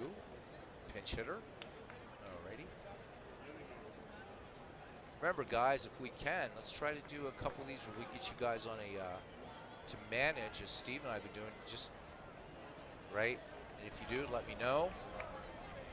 and get you set up. It'd be fun to have a manager thing going that way. Okay, MV for pinch hitters, which he probably already has his, taking out the two pitchers. Although Walter Johnson's not a bad hitter. You have Red Smith, Ed McKean, sorry, Jimmy Ryan, and good God, down there, Dave Orr. And you have Ted Easterly as a lefty.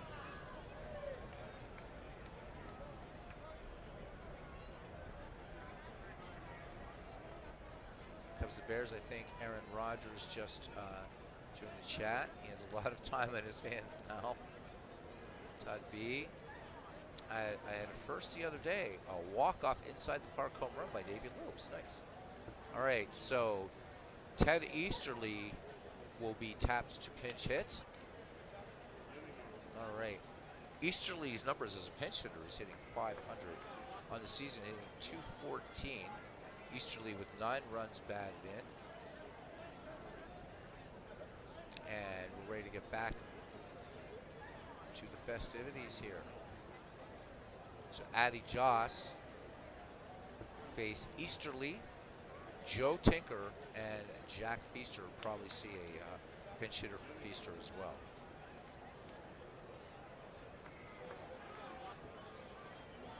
So it says Jamie Easterly, Addy Joss with the 1-0.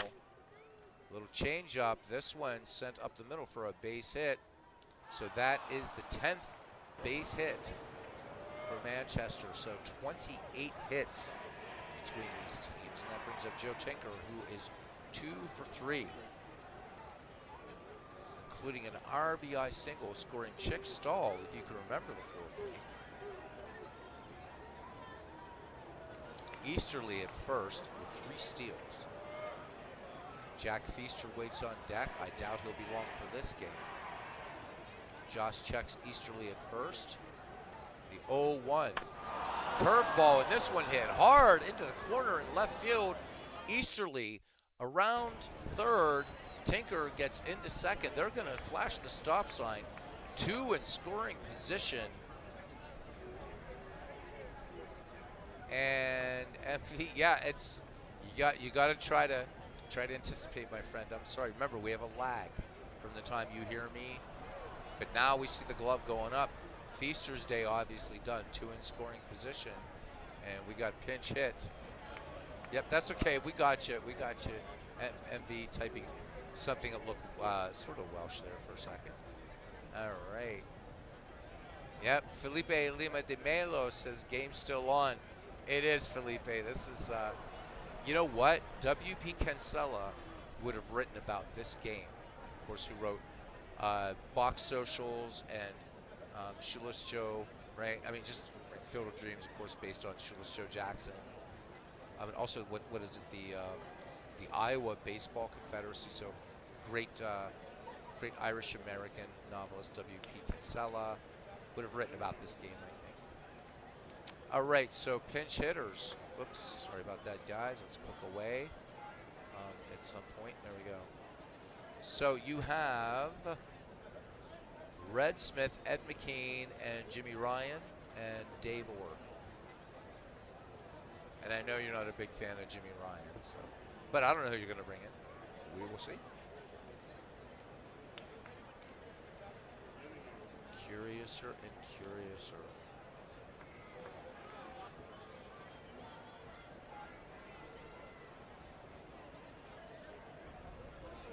We wait for word across the pond. Red Smith, MV says, Red Smith, get me red, please. And we shall comply with your wishes. Red Smith will come into pinch hit. Jack Feaster's day is done. Red Smith hitting just 151. 6 runs batted in and a home run. 2 in scoring position. Easterly at third. Tinker at second. Nobody out. Jesse Burkett waits on deck. We are ready to run.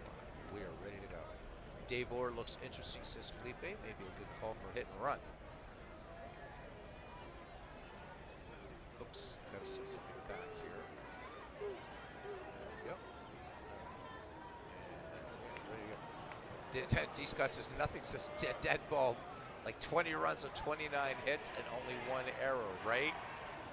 Oh my God. And 19 runners stranded. MV going up again with the sign. MV, you can't bunt. You're the visiting team. You cannot bunt. You can't. You can't because the home team can't defend, right? You can't, unfortunately. Because if you bunt squeeze, yeah. Yep, you're the visiting team. I'm sorry, my friend. 16 watching. Thank you to the U16 out there, and I want to thank you for the 9 who dropped likes. Thanks, guys. All right, AI's got to go for it. Yep, those rules, unfortunately. All right, here we go. Smith in the box. Josh Reddy. This is not modern baseball, so he's not going to call for a new baseball. 2 in scoring position, nobody out. Josh from the stretch in the 0-2. This curveball lined, but right to Ray Chapman. 1 down. There's Jesse Burkett. He is 1 for 3. So he flied to deep right center, lined to the pitcher, walked in the crazy 4th, grounded a single in the 6th, intentionally walked in the 7th. Cupid Childs waits on deck. And V says, okay, boys, this is it. 2 in scoring position, 1 down. First base open. We'll see whether Cleveland decides to intentionally walk Burkett to get to Childs. Joss into his motion. The 0-1 pitch. Fastball sent to center field. Boyd going back. This is going to be deep enough to score another run. He makes the catch. Easterly will tag at third, and he will score the 9th run for Manchester. Tinker will get to third. 2 down. 1 in. It's 12-9. Can Cupid Childs keep it going? Childs has lined to third, popped to second, walked like a billion other people did in the 4th, walked in the 6th, grounded to second into a double play. And the glove going up. Felipe says, I can't believe anymore. I'm beginning to get incredulous myself, amigo.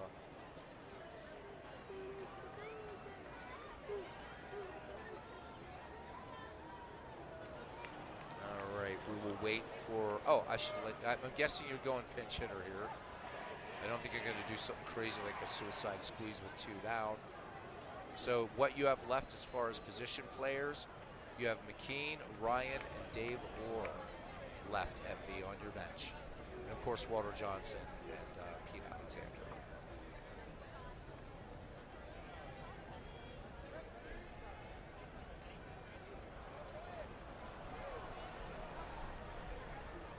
MV mulling it over there in Wales.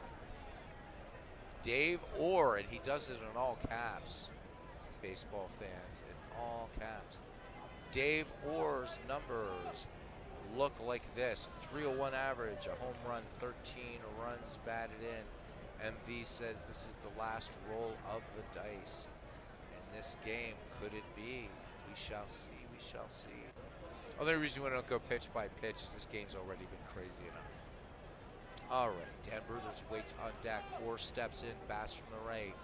Joss peers in, toes the rubber from the stretch. And the delivery, Orr swinging on the first pitch. This is going to end anticlimactically. Popped on the infield, and Nap LaJoie fittingly will make the put out. This game is over, but what a game it was. Oh my God. 12-9. Let's look at this. Like unbelievable recap. Cleveland, with the win, improves to 64 wins, 58 losses. Manchester, taking the loss, will go to 66 wins, 56 losses. The line for Cleveland, 12 runs, 18 hits, no errors. Manchester, 9 runs, 11 hits, 1 error. So we look again at our scoring. Cleveland with 2 in the first, 3 in the second. Manchester comes back with 6 in the 4th, and we'll see how crazy that 4th inning was. 2 more in the 6th, and Cleveland in the 7th plates 6th, and the 8th plates 1. So there we go. Let's start with the pitching. So each team using 4 pitchers. So we saw 8 pitchers tonight. Um, both starters did not last long.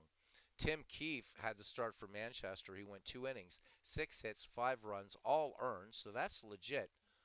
Struck out 3, ERA of 3.38. Jake Weimer comes in, tagged with a loss, so he falls to 12 and 11. Worked 4 1/3, 7 runs, 7 hits, 5 runs, all earned. Walked 3, struck out 1, ERA of 1.198. Then it starts to hurt a little bit. Irv Higginbotham, um, really not credited with any innings pitched. Faced 4 batters, gave up a run. It was earned. And then Jack Feaster works an inning and 2/3, 1 hit and 1 earned run, walk 2. Then we get to Cleveland, who somehow won this game. And this is what's weird about this game. And I'm glad Cleveland is way to go, Cleveland. And Manchester, well played, right? Nobody letting down the side. Cy Seymour went 3 1/3 innings. And this is bizarre, right? Right. So here we go. And they won, right? 3 1/3 innings, 1 hit, 1 hit, 6 runs, all earned, walked 8, and struck out 1. And somehow ends the game with a 3.60 earned run average. Ed Rollback, 2 2/3 innings pitched, 5 hits, 2 runs, both earned, walked 3. And then Jim Bagby gets the win, works an inning in relief, goes to 4-2, worked an inning, walked 1, and then Addy Joss gets the save, his first of the year, 2 innings pitched, 1 run. It was earned, and he didn't walk anybody. So we had Cleveland walked 12 batters and won the game. Manchester walked 5 and lost the game. Cleveland only struck out 1 hitter and won the game. Manchester struck out 4 and lost the game. It's just insane. It is just insane. So somehow, some way, wow. Um, what? Geez, what do we even? I mean, this is crazy. There's just so much. Um, so the MVP is Sam Thompson. So let's look at our highlights. So for the victorious Cleveland Spiders, Sam Thompson goes 4 for 6, 2 runs batted in. Ray Chapman 2 for 4, 3 runs batted in. George Moon Gibson 4 for 5, 2 runs batted in. So actually Thompson 4 for 5, 2 RBI. So you kind of got to give co-MVP to Moon Gibson. For Manchester, Chick Stahl went 2 for 3. Joe Tinker 3 for 4 with a double. Jesse Burkett 1 for 4, 2 runs batted in.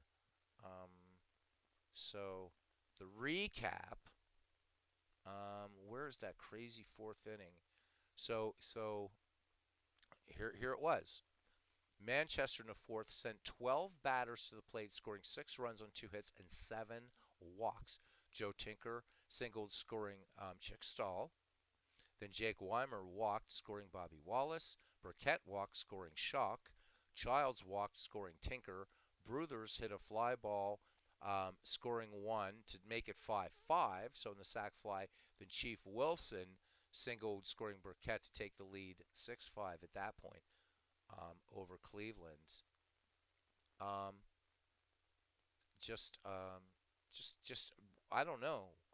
I don't know what else to say about this game. It was fun. MV. Ouch, ouch, ouch. Todd B says we had them all the way. Nice. The Cubs, the Bears. He says putting the 2022 Cub bullpen into the game to make it more competitive was a nice touch. Oh, you gotta love the Cubs, the Bears. He gives. He can take it as well as he gives, because giving my Bucko some well-earned grief, and then also being able to do that for his beloved Chicago Cubs. All right, guys, we're gonna quickly auto out the rest of the day, and then we'll look at our standings, and we'll be done. This one running a bit longer, the actual game, because I have my little sort of talk about what I think is going to happen to baseball. Liverpool and St. Louis. here we go. St. Louis defeats Liverpool 7-1, so there's going to be a little drop for Liverpool in the standings. So Lefty Leafield gets the win for St. Louis. He goes to 7-11. Rube Marquard takes the loss for Liverpool, and he goes to 8-8. Jean de Montreville goes 4-4 with a steal. Butler and Arsenal next. And here we go. And Butler handily defeats Arsenal 5-0. Smokey Joe Wood with the win. I'm sorry. He goes to 12-4. Ray Fisher gets the loss, goes to 10-12. Steve Evans for Butler, 1-3, and he walked. Carolina and Philadelphia. And this one was looks like a pretty good game, except it isn't. No, 5-0. Christy Mathewson gets the win for Philadelphia. He goes to 19-11. Frank Kitson gets the loss for Carolina. He goes to 10-8. Hickman goes 3-4 with a home run, his fifth. 4 runs batted in. Finally, we get down to Providence and Bellingham. Here we go. And we need to go back to the 20th for that one. Providence taking care of Bellingham, 7-5. Old Hoss Radbourne wins number 24, so he goes to 24-18. Carl Mays gets the loss, goes to 7-10. Deacon White goes 3-4, including a home run, his fifth. So there we go. There we go. Next up will be the same suspects again. So Manchester, Cleveland, Butler, Arsenal, Liverpool, St. Louis, Carolina, Philadelphia, Providence, and Bellingham. Now we're going to let everything refresh, and we'll look at a couple things, and that's it. Hope you guys had fun. This was a fun game tonight. And thank you, everybody, for coming in. Robbie fell asleep, says Todd B. So did Ken. Good stuff. All right. Well, now it's getting really, really tight. I'm here, Todd, and he's not overworked. Robbie Wartburg is there. All right. Standings at the end of 20 August 1900. Manchester, this is the biggest threat I think it's faced in months. Manchester just 1 game in front of Philadelphia. So Philadelphia, and then Cleveland just 2 back in 3rd place. In 4th place, Providence 3 back. 5th place is Butler. Liverpool tied for 5th. They're 4 out. Bellingham is 5 games out, playing 500 ball. Carolina and Arsenal 7 out, and St. Louis 17 out. So St. Louis playing a little spoiler for Liverpool. So Liverpool now sharing 5th place. So the races are tightening up here. And Butler and Liverpool only 2 games above 500. I'm going to predict right now that this is going to come down to, as far as Manchester, but the teams that are going to catch Manchester and give them a run, it's going to be Philadelphia, Cleveland, and Providence. I mean, we are, what, in game... I don't know. Man, my eyes are so bad today. I'm sorry. Well, we got, what, 28 games to go? 28 to go. We're almost there. This is it. We're getting there. Yeah, Manchester and Cleveland get to do it again tomorrow. As Todd B says, my staff is gassed. And yep, unfortunately, the next rest day comes after tomorrow's series. And after the 21st, when we jump to the 23rd, it's a travel day. I guess the trains are moving more quickly in 1900 than I realized. Cleveland will be at Arsenal, so Arsenal with a chance to be a spoiler. Bellingham at Manchester, Philadelphia at Butler, St. Louis at Providence, and Liverpool at Carolina. So no real marquee games coming up, unfortunately. Although Philadelphia Butler would be interesting. Knapp says he can pitch if needed. Old Hoss arm is fine, but his middle finger is overworked. Oh my God. MV says he can't wait to get out of Cleveland. One more, and that's going to be Walter Johnson against John Montgomery Ward. And Walter Johnson leading the league in ERA at 1.19. So, Cousin Ken wanting to know any pitchers have lost 20 games yet. Let's look. Let us look. Let us look. We would definitely. Let's see. High. Can we just this high player?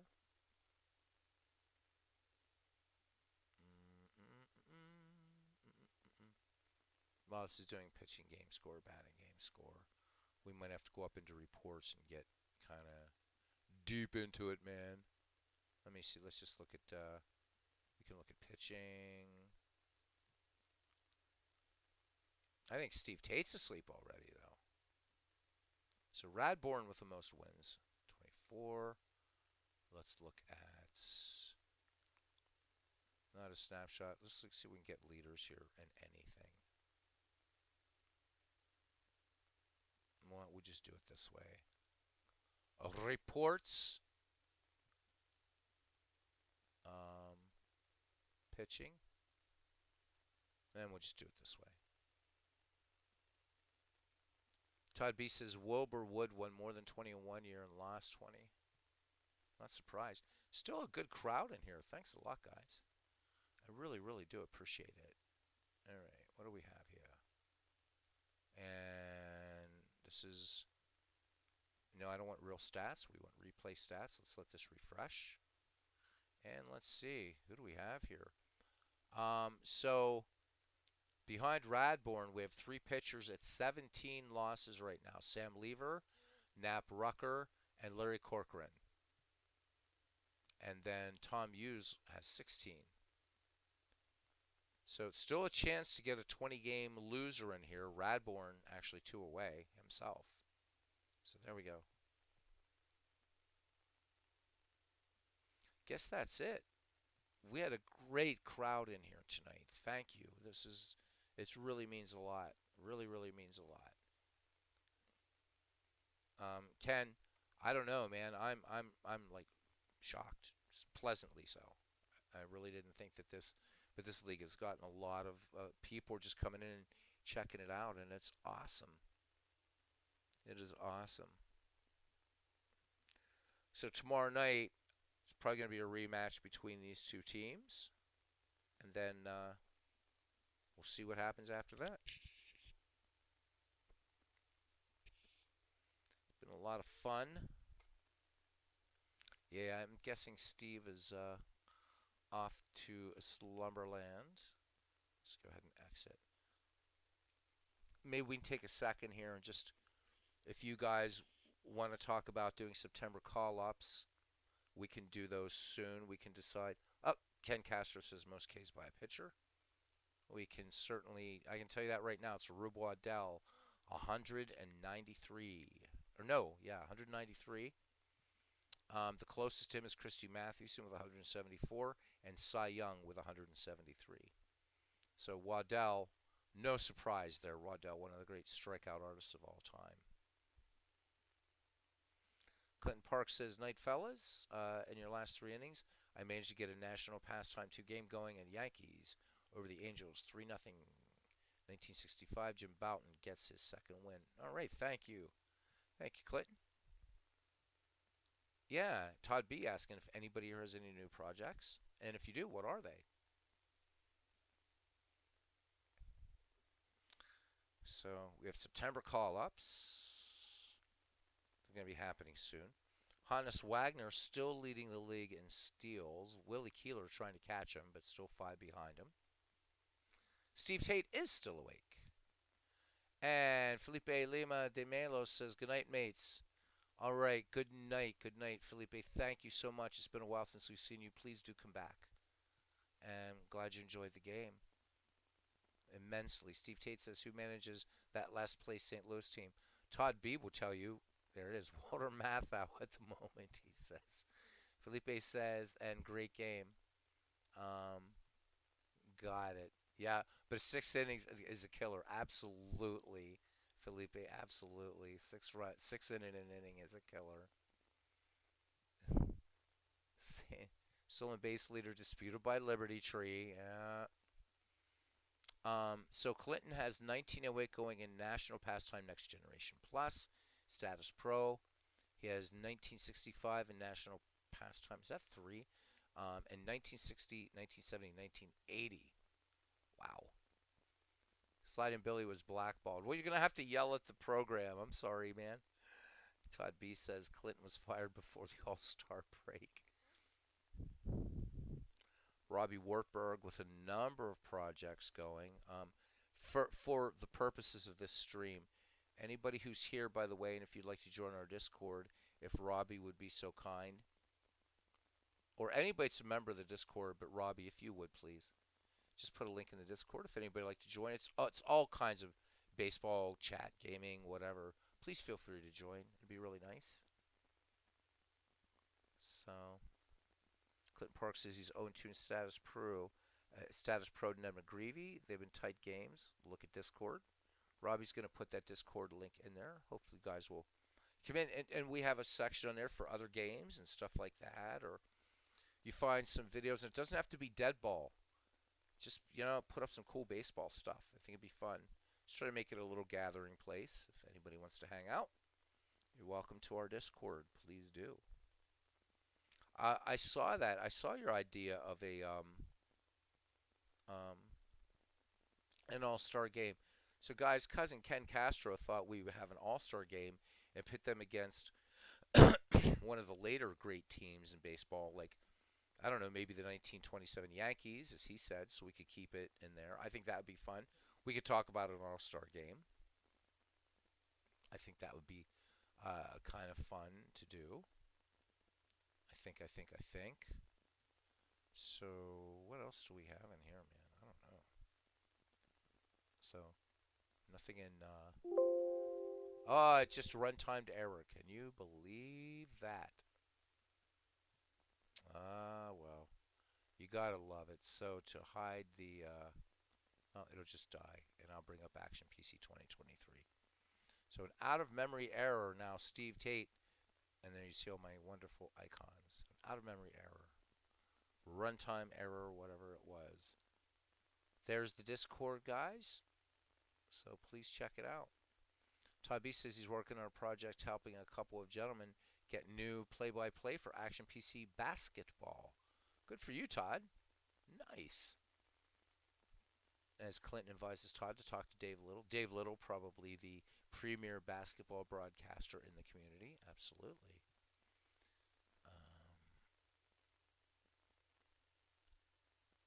So Ken asking Steve if it is easy to do a one-off all-star game. Yep. No, it is. I could even answer that one. That's super easy to do, Ken. That's easy to do.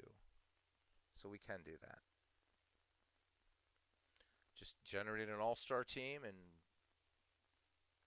since an all-star game's an exhibition, and we'll pick it. Maybe we'll vote from like 4 teams from history or something, and then we'll put a little thing up in the Discord and see if we want to do an all-star game. Um, Maybe right before we do our September call-ups, we can do what we want here. Damn it. D. Scott Howard says his players will be taking extra practice time during the All-Star break. So, guys, we can talk about it right now just to get some feelers out there for the September call-ups. Do you guys want to pepper the league with 5 more players per roster from the 1920s? Or do we want to keep it in the 19th century and dead ball?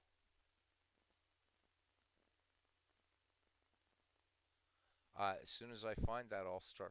Oh, I've got to go back to Action PC 2021. It blew up. I don't think I wonder if I can bring that in here. I don't think I can, maybe. The way I have the season set up.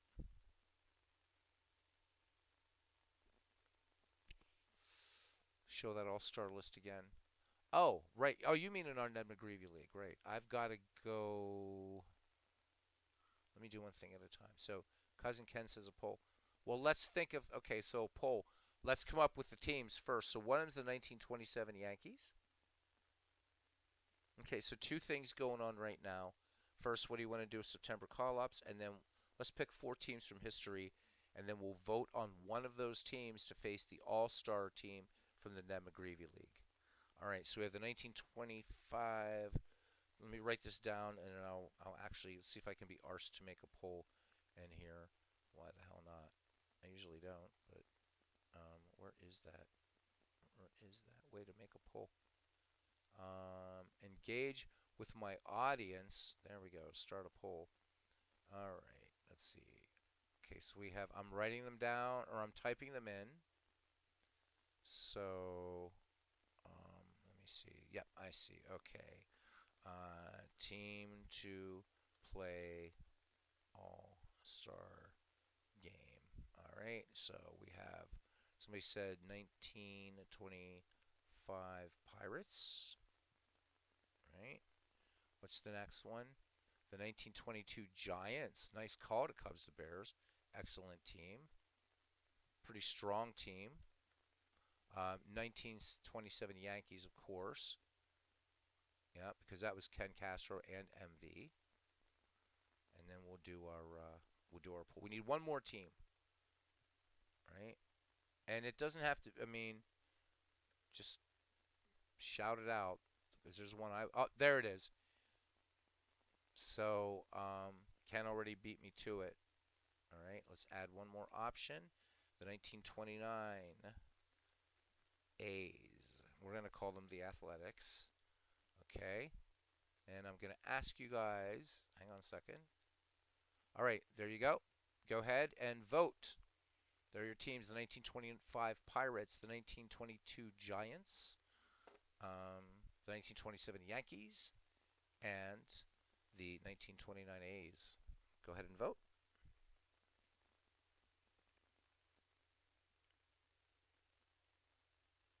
It's all right.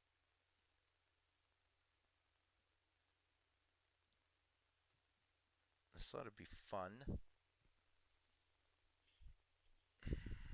We'll let the voting go for a little bit longer here. The Cubs, the Bears says All-Star game is fine, but no home run derby or other gimmicks. No, no, no, no. It's just going to be, even if the game could do it, no home run derbies. I don't even know if the game does do something like that. I know Out of the Park does, but it's silly. I don't like home run derbies anyhow. Just I don't like them.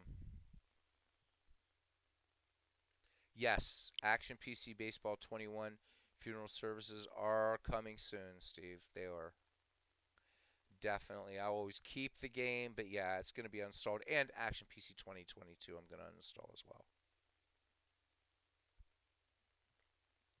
Oh, Al is playing it. Al Red Sox fan. He's doing a home run derby. Oh, it's cool. Okay, yeah, I'm glad you can't. I mean, no, I'm not knocking out. Please, guys, don't put that together. I think that's fine that Al's doing it. I think that's cool. That is cool.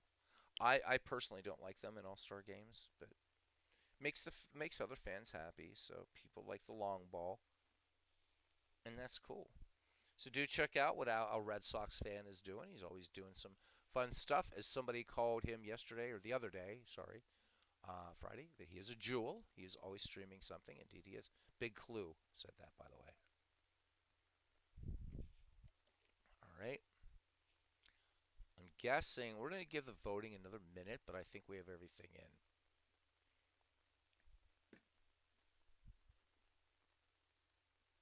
Da, da, da.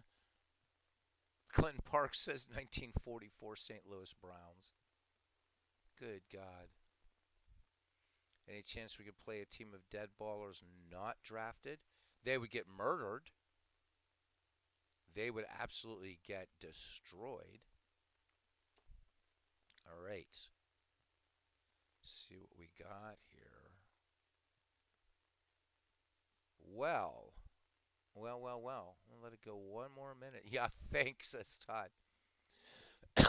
Let it go another minute. And this was close. Sort of, kind of. At least for a while it was close. All right. And here we we go. We end the poll. And the winner, the 1929 Philadelphia Athletics.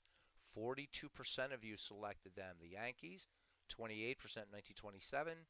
And the 1925 Pirates and the 1922 Giants each garnered 14% of the vote. So we will have an all-star team, the Ned McGreevy League, to face off against the 1929 Philadelphia Athletics. And since nobody drafted Connie Mack, we'll have Connie Mack manage. It'll be fun. And Connie Mack won't have to manage against himself. Grove versus Grove in the All-Star game, asks D. Scott Howard, is Robbie Wartburg. You guys will remember Robbie's legendary drafting of Lefty Grove. That could be fun, Grove versus Grove. All right, fun. September call-ups. I think we're gonna have to discuss that in the Discord. How you guys want to do that?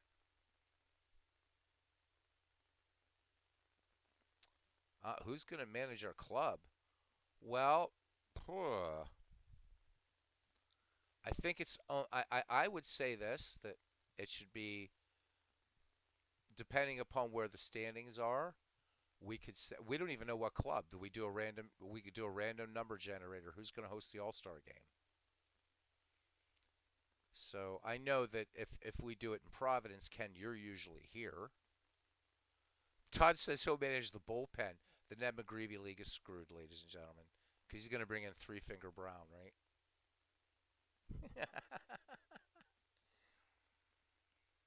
Anyhow, guys, there we go. Oh, you're wondering what you're looking at here. This is one of the Dave Cook products that I thought this would be just. I'm just going around just assigning ballparks to like all this stuff and things. So, but I thought I'd throw you guys for a loop just in case you thought I always had a Steve Tate file up. This is the one. This is one of the things, though. This is part of baseball's top 160 teams that DK Sports puts out that I strongly suggest you get. I mean, you got the. Oh, Steve, are you Steve? Steve's probably not here. I'm going to ask the question in case he is. Steve, I noticed that the 1988 Kirk Gibson Dodgers aren't in your 5-year files. Why is that? I would like to know. I'll try, cousin, but Action PC 2021 might go kaboom. But let me try. Let me try. Sorry for all the. No, I'm not sorry for my icons. You guys can bite me. Well, not literally. Thank you. Had enough of that last night. Yeah, sorry guys. Getting a runtime error, so I would have to do a complete reboot. We'll do that for tomorrow. I keep getting a runtime error, so. But I want to know where those 19, because I watched the game on Tuesday night, last Tuesday. I was just wondering, watching Gibby hit that home run. So, I guess that about does it. We can chat a little baseball for anybody who wants to hang out. We can certainly do that. You mean tomorrow? Tomorrow afternoon baseball? Yeah. Probably going to be Ernie Harwell again.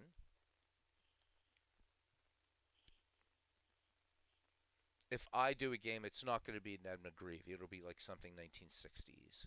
So. This is, I have nothing to do tomorrow or any other day for that matter. All right, well, I still have tomorrow free.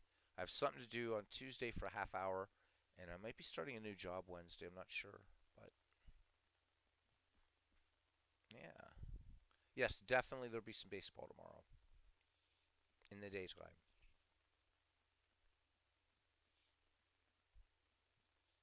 So, 11 people in tonight. I think we had a peak of 15. Thank you, everybody. I really, really, really, really appreciate it. Free Monday. We got people want some baseball tomorrow. All right. I know that Ron Juckett I don't know when. I know he broadcasts on Twitch at a certain time. I'm just gonna come on when I'm gonna come on. So I don't think anybody worries. I know Al's doing a game right now while I'm doing a game. So we don't. I guess we don't really worry about streaming on top of one another anymore. So yeah, fine. That's cool. Oh, 17. Nice. Thanks. 17 of you, and thank you, the 11 that you left likes. I appreciate that. Todd would be on street corners looking for old blind women while he chart. Oh my God. Clinton does do Twitch. I was on Twitch a couple times, not for baseball, but yeah. So Steve, what about those 1988 Dodgers? I was gonna do a game with them earlier tonight offline just because I watched that great game, right? That 1988 the Dodgers and A's and the Gibson home run. And unless I'm missing something, they're not in there. Clinton has a friend who loves NASCAR. All right. Or who does NASCAR. I'm sorry. Who does NASCAR. Doesn't Rob exclamation point. He does NASCAR in his channel, I think, or some kind of racing. You see, says I will get a Dodger team that covers 1988. Thank you, Steve. That was a fun team. Those 88 Dodgers. Ken Castro. Doesn't everyone in Maine love NASCAR? Says Ken Castro. This is not on Twitch. Says Clinton. Clinton, we're glad you're back to the curmudgeon that you are. So, all right. Thanks, guys, again for just wasn't feeling well the past couple days, and did get a couple of Ernie Harwell games during the day because I don't have to talk. So, thank you. Keep the Ernie games coming, says Robbie Warburg. Got to start a major campaign to get people buying baseball for Windows. Pah. Yeah, right. I agree with you, except APA doesn't help its own cause. Would that Dodger team cover the consecutive Rookie of the Years? You'd have to ask Steve Tate. I just love that 1988 Dodgers team. Dwayne Martz does red, white, and blue racing. Fun stuff. Okay. This is Dwayne Martz. Had a concussion Thursday. Nailed me at work on Friday. Yikes. Just glad you're better, Professor. Professor Parks. Steve, do we have some head-to-head coming this week or what? Or we're 1-1. So, in case anybody's keeping score, Steve Tate and I, head-to-head, 1-1 so far, 1-1. Daytime baseball. Oh, so that what you meant for daytime? Well, Ken said daytime baseball. So you guys aren't talking about Ernie Harwell. You're talking about Steve Tate and I facing off again. Is that what you mean by daytime baseball? If we could get a third person on to call the game, that'd be bloody brilliant. That would be brilliant. If we could get a third person to call the game, that would be fun. Or just add color or something. I don't care. Robbie Wartburg, maybe it's up to us, the players, to spread the word of baseball windows. No, it's actually up to APA. I mean, I'm happy if people buy the game and I'm going to keep playing it, but no, I'm not going to do. Unless APA wants to do me a favor and give me every season since 1988, then yeah, buddy. I'll make it a part-time job. I'll go stand on the street corners, as Clinton Park says. Right, not gonna happen. I mean, there's a couple people picking it up, but this is a strat community, Robbie. It's a strat community. Doesn't matter what. It doesn't matter. APA made your orange juice and performed fellatio on you. Oh, am I allowed to say that? I'm sorry. I was talking about Horatio. Alas, poor Yorick. We knew him, Horatio. There is what I said. Anyhow, this is mainly a strat community. But every once in a while we do get an adopter, so that's nice. MV says Beatles is a glitch with Cy Seymour's walk stats. No, there's not. That's sort of Cy Seymour, as Clinton mentioned earlier in the chat.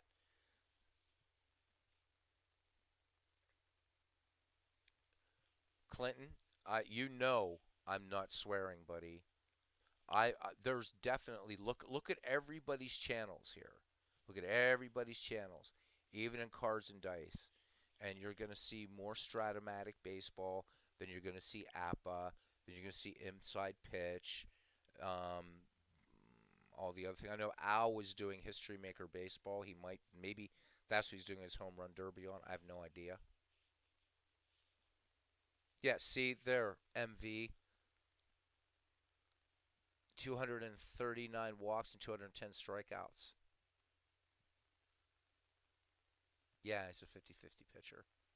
So not, and I'm not knocking the guys that play Strat, but it is true. You'll see more Strat here than anything.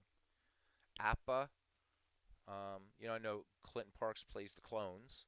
Ken Castro's an Appa guy. I play Appa PC baseball, and I think I know a couple guys have done it in the past, but I think I'm the only person that does baseball for Windows now in this entire community. And yet I know Utah Mike does Strat PC. Our Red Sox fan does Strat PC. So I know that. So it's 2-1. Oh no, Eric Higher Ground Gaming Strat PC. He's a Strat PC guy. So that's 3-1 right there. So yeah. Clinton says the only strat he watches the player tosses his own dice. I know Mr. Utah Mike does a lot. I think he tosses his own, doesn't he? And I think that so does Al Red Sox fan. I think Eric does the dice roll on the screen. I think. Can't remember.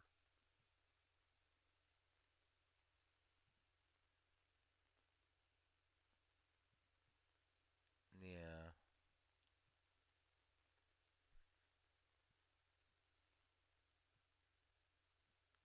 Well, Robbie, no one has to worry about that since ID Jester has already. That was a legendary stream of his about the PC game.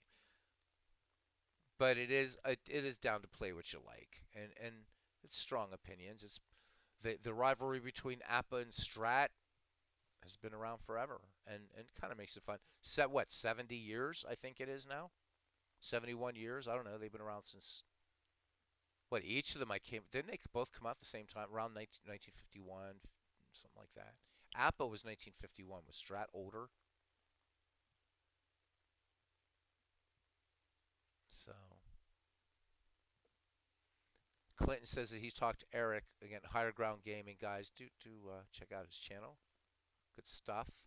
He says Clinton says that he's talked to Eric into National Pastime 3 and National Pastime Next Generation Plus. Right. Yeah. ID Jester is not not on Hal's invite to opening day in Glenhead. Hey, there's Pib99. How you doing? Good to see you. I said Strat was 1960 or so. Okay, so Appa's the older game then. Yeah, he did. Robbie ripped into the hockey game, which again I don't know since I don't follow hockey, but I did hear about that. The Appa Strat debate was raging along. D. Scott says when he started in 1965. Wow, it's been a while. Ken Castro says I heard tonight in a stream that one of the games I enjoy is unplayable. So much for play you like. Well, I'm not going to say what stream it is, or I mean I know where you were, but Ken, would you just what game is it? What game is it that you play that is apparently unplayable? I'm just curious because somebody in another channel said that baseball for Windows is unstreamable, which is obviously not true. Wow. Oh, MV wants to start a brouhaha in the channel. He says which is better, Appa or Strat? You're gonna ask? Oh my God. Um, Yikes. Uh, as so WB Yates was asked to give his comments, his thoughts about on the eve of the First World War, and he said, "In times like these, it is best to be silent." So I'm going to take the Yates position. Um, Cousin Ken says Appa Master versus Strat Super Advanced, both good. That's good words coming out of Ken. Ken's an Appa guy, so there's a vote for that. It right. Clinton says anything involving dead ball. I'll say it for Ken or certain inside pitch player. I still want to know what this game was. I really, really want to know what the game was. Maybe Cousin, if he doesn't want to put it out here, you might want to send it to me. And I promise I will not. If I mention it, it'll be a year from now and nobody will remember. You send it to me in IM and Facebook, Ken. I'd appreciate it. I'm really super curious. Oh, really? How's it unplayable? Did like nobody tell APA players, and this game has been around since 1951, that it's unplayable? Really? That's weird.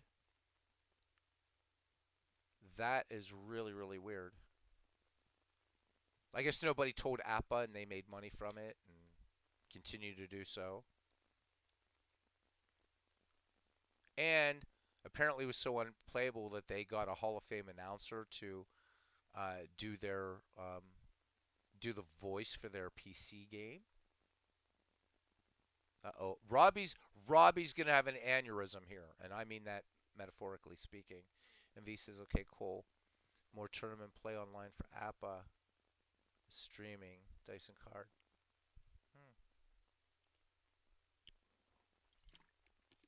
Hmm. No, you know what? I'll take a stand here, MV, but I'm not. But it's not about the games themselves as much as customer service. And APA's is marginally better, so I prefer APA. But they're both good games. The cards and dice games, but the digital games,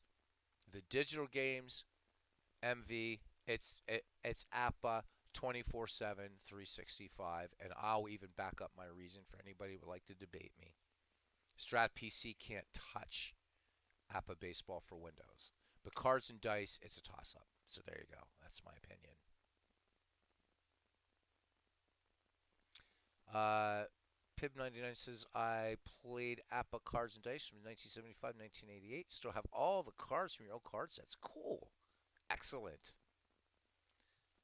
And Ken Castro does say, and I think we're talking about cards and dice here, though, that both games have 70 plus years of brilliant innovations. Have to agree. Have to agree. I've played them both.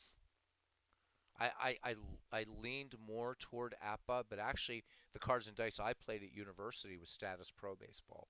Played the living hell out of that game. Loved it. Clinton is going to remain agnostic. Says I've never played either of the master games, so he says nothing, and do not have the right to compare. I can compare the two as far, and especially as far as digital. Strat PC is a dog in comparison. It really is. Sorry. It is just a straight up conversion of the board game. It's just bad.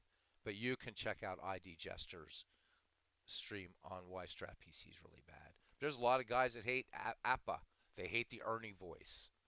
They hate the fact that it's modular and stuff like that. But to each his own. But to say APA cards and dice is unplayable, whatever. And I'm not going to mention that channel, but I was there watching, wasn't listening until the end when they were talking about F-ball playoffs. And I don't understand how somebody can say APA is unplayable. But that's okay. MV says, does each game attract a certain type of player?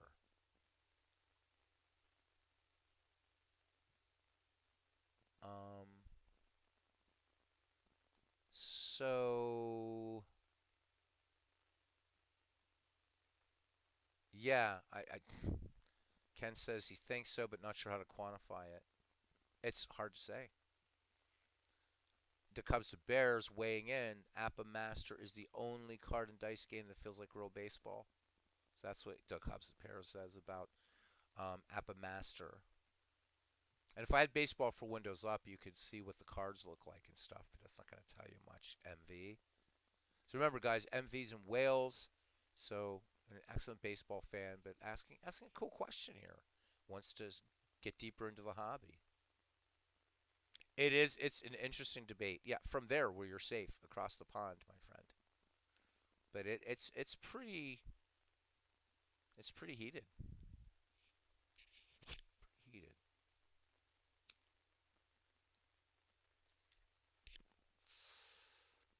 Um, Ken says MV APA has a national convention where some of the most astute players meet to get together. Some guys have been going since 1973, himself included. Clinton says, I agree. I like the aspect that the season cannot finish the way they do. Any game involving AI has a bad tendency to be too close to the actual season, except for action PC baseball, Clinton. And I know Steve's got to be asleep by now, but we should probably show something that Clinton. I'm trying to get Clinton into action PC. So Action PC has a thing here, Clinton, called the alternate reality mode, and I don't know if making this. Yeah. Oh, hey, you guys can read this. I can make this window larger. So Clinton, that might be the case, except for here. So when you're setting up a season in Action PC Baseball, alternate reality mode enables a new style of season replay, which provides additional levels of strategic depth. In this mode, results are driven by hidden ratings rather than by raw statistics. These ratings are based on actual statistics but with some random variation. For example, a 300 hitter in real life will usually be rated to hit about 300, but will sometimes be better and sometimes worse. It's like real baseball. Ratings are generated each time a new season begins, so no two replays will ever be the same. This system encourages more realistic manager and general manager decisions. For example, a real life 270 hitter hits only 240 in the first month of the season. The manager might consider moving him down in the batting order or giving the backup more playing time.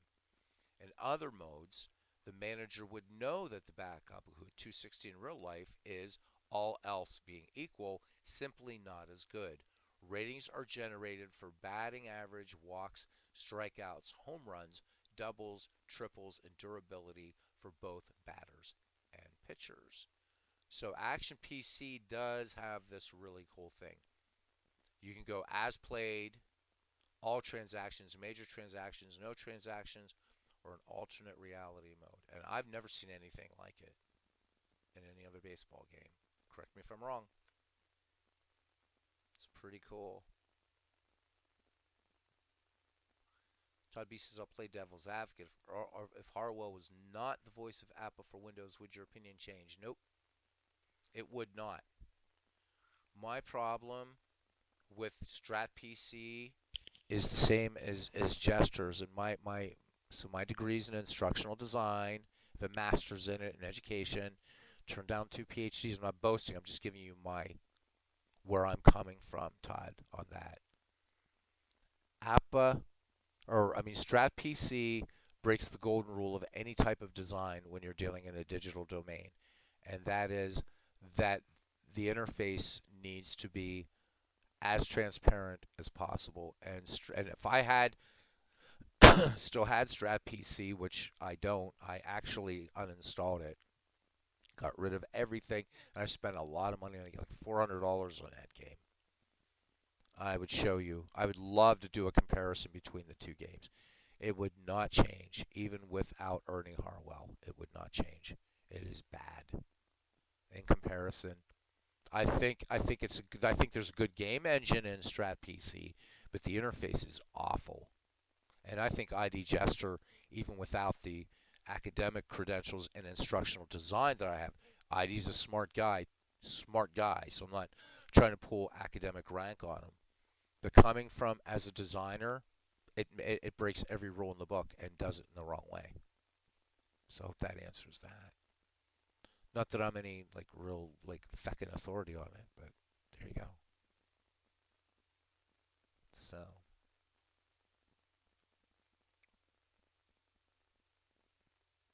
problem is strategy you need to. Yeah, you do. Yeah. So that I don't think APA makes you do that. Stratomatic baseball. If you want the outlier players, you have to order those. Kind of silly. I don't know. Pib says, I feel that way about Strat PC interface when he tried it in the mid 90s, which is ironic because Jester's big complaint about it was it looked like a game from the 90s. And here we have a veteran player like Pib99 who was feeling that way about it in the mid 90s. All right, look, I don't know how many of you here play Strat PC, but I'm going to try to back something up here for you.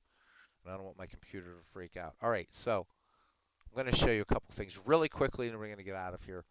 The complaints I hear from Strat PC guys about Baseball for Windows is they don't like that everything is under one roof, that it's modular. However, what that does is that saves a lot of confusion, okay?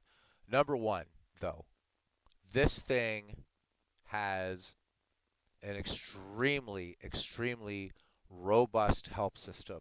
And I remember the help system from Strat. It was terrible. This thing is it's a great help system. What else? This is the league manager up here. This is where you're going to do most of your work when you're playing seasons, doing what ifs, doing whatever, okay? So that is, this is where I can select to play a manual game. I can back up, I can restore organizations. This is where you're going to set all your rules for the league once it's created. All your lineups, selecting your managers, everything is right here. This is the main game. So APA made the design decision, which in my opinion, and I know like um, noses, everyone has one. They made the decision. So this here are the menu choices you have. This is it. All right, which is again, it's considerable, but so is Action PC. It's deep. All right. So now with this game, you can't open a module while another one's open. You can't do it except for this. The migration tool is the only thing you can use at the same time. And this is something cool. Another reason, Todd, even without Ernie's voice. So Strat PC players know if they want the 2023 season or the 2022 season, they have to buy Strat PC 2022 edition or however they number it. With APA, you just got to wait for the season file and you just buy it. Same with Action PC. You don't have to, right? You don't have to buy the game again. So that's nice. The migration tool, another nice thing. So this is why I mentioned about buying the season. For those of us who played Baseball for Windows for a long, long time, APA created this for us to bring over our seasons from earlier versions of Baseball for Windows that we either created with the Fan Park Encyclopedia or we used in leagues or whatever. Strat didn't do anything like this for its players. You have to buy every year. And if you switch PCs with, and I've said it again, and I don't condone piracies, and I know the chat's blowing up and trying to explain my position and just why. They use a copy protection scheme that's actually very easy to break, for one thing. But I don't condone piracy, so I'm not going to tell you how to do it, but you can break Strat's copy protection, and it's real simple. But here's the thing: when I was back home, back across the pond, I'd gotten a new laptop, and so all I wanted to do was just move my Strat PC baseball game onto my new laptop. And so I emailed Strat, right? I said, guys, I just need to know would it be okay, right? I just uninstall and then put. And they said no, and they actually said this. And if you guys don't believe me, I will find the email and bring it up for you. They said actually no, we have to use a proxy software to go in to make sure that you're uninstalling before you reinstall onto a new PC. It was a nightmare. And I'm like, and then I called them, and long distance from Europe to here is expensive. And they said, well, it's just the way it is. You bought the game and, we have to protect our property. So I said, fine, I'll just go back to APA. And I uninstalled it. And I even said, man, I still look at my account. I know I'm not some guys. I spent like $450 on that game, not counting the game itself. They didn't give a shit, so I don't give a shit. I don't give a shit. I don't know what they're smoking down or wherever Strat. Where are they located? I don't even remember now. All right, so there's this module. but you want to do some other things? Okay. Well, here again. Sorry, going through all this stuff here. All right. Let's go to Advanced Draft. Advanced Draft is really cool. This is a different module. So again, all of the stuff that you might find in Strat PC is going to be broken up. So I'm going to go to Advanced Draft. It tells you what it's going to do. All right, so let me load up this draft league I've been created lately, or I'm working on right now. So I've got 6 teams in here: the Royals, Indians, Yankees, Phillies, Pirates, and Reds. These are all different years. So what do I have? I have the 1980 Phillies. I've got the 1990 Reds. Um, whatever. This is you just do it and you're done, right?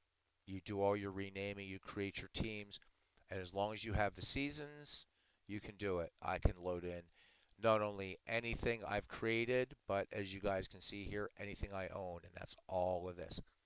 So I haven't done the 19th century yet, but this is every season from, well, I have 1895, then I skipped to 1900, 1900 onto stuff I've created and special leagues and stuff like that. So I can combine anything I have and to create a player draft league, a team league, anything I want. I can do it right there. It's done. It's just done. Let me just cancel that. Right? Okay. So then what else do you have? Different module, but again, you can't work 2 modules at the same time, right? Well, another one is, and this is, I'm always bragging I can find things, and now I can't find the bloody, there it is, StatMaster. So what can you do with StatMaster? StatMaster in this module, this is nice if you're running leagues. This is how you can do standard reports. This tracks your leagues. This is the encyclopedia function in Action PC Baseball. There's really, really a lot here. This team by team isn't going to mean anything yet because really not much going on yet in this league. But this is your stat tracker. So I like the fact that everything's module. Another thing, let me see. Can I do a team? I can view a team. And let's look at the Chicago White Sox just because. Standard reports for the White Sox. And let's do player batting and player pitching. Display. And there we go. We can look at all these guys. And another thing I'll show, I can save this as an HTML file. Do whatever I want here, whatever I want. Okay. Another thing that's cool, and again, guys will say, "Oh, we have this in Strat PC." I'm going to bring up this now. I've beaten this horse. You can view all the APA Master cards now in the game. So for you dice chuckers, the cards are there. So if you wanted to have the screen keep whatever, you can do it. But Strat does have that, so I won't rip it for that.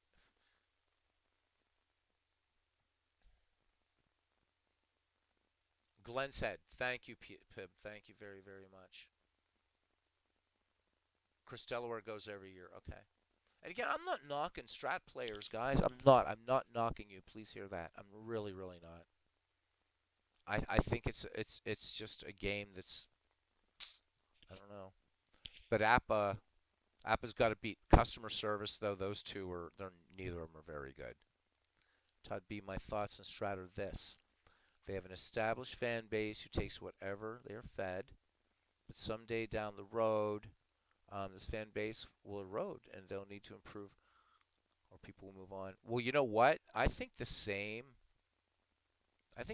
thing might be said of Appa, right? Robbie, God love him, he wants people to play baseball for Windows, right? I think as much as, many of us want people to play Action PC baseball digitally or whatever. But for Appa PC and Strat PC, the big one in the room more than this is Out of the Park Baseball. Out of the Park Baseball is drawing in. It has a big fan base. I'm going to bring up Steam here for a second just to show you guys something. And all of these people playing Out of the Park Baseball are people that either are maybe playing and I doubt it. They might be playing Strat or they might be playing Baseball for Windows. I would say Strat PC has more players, although Appa does have a strong community. But I'll show you guys something real quickly here, and then we will call it a thing. A lot of people were off tomorrow. I don't know what's going on. So, but all right. So let's do out of the. Oh, go away. I don't really care about whatever that game is. It's Out of the Park Baseball 2023. All right. So just right here, right, there's like 800 very, very positive reviews, one of which is mine, right? Um, let's look at an earlier version of it, even. What about Out of the Park 19? Let's go back to Out of the Park 19. Almost 800 very positive reviews. These are just people that bother to write reviews. And if Out of the Park and Strat don't watch out, the younger fan base is coming in, right? The 20 somethings are coming into this game, man. And why not? Look at it. I mean, it's got a great engine to it. It does it's deep. It is a deep, deep game.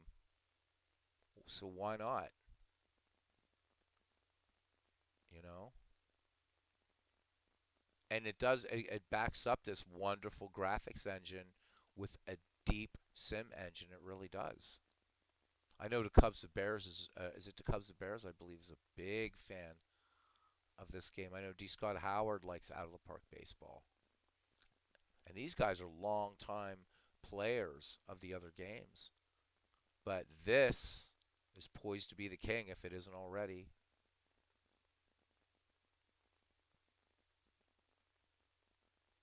There it is, man. This is the one to beat. Look at this, right? I mean, not even an action PC baseball. Do you have the minor leagues for God's sake? And there they are, the Toledo Mud Hens. God, how many memories I have of going to see them. So that's it.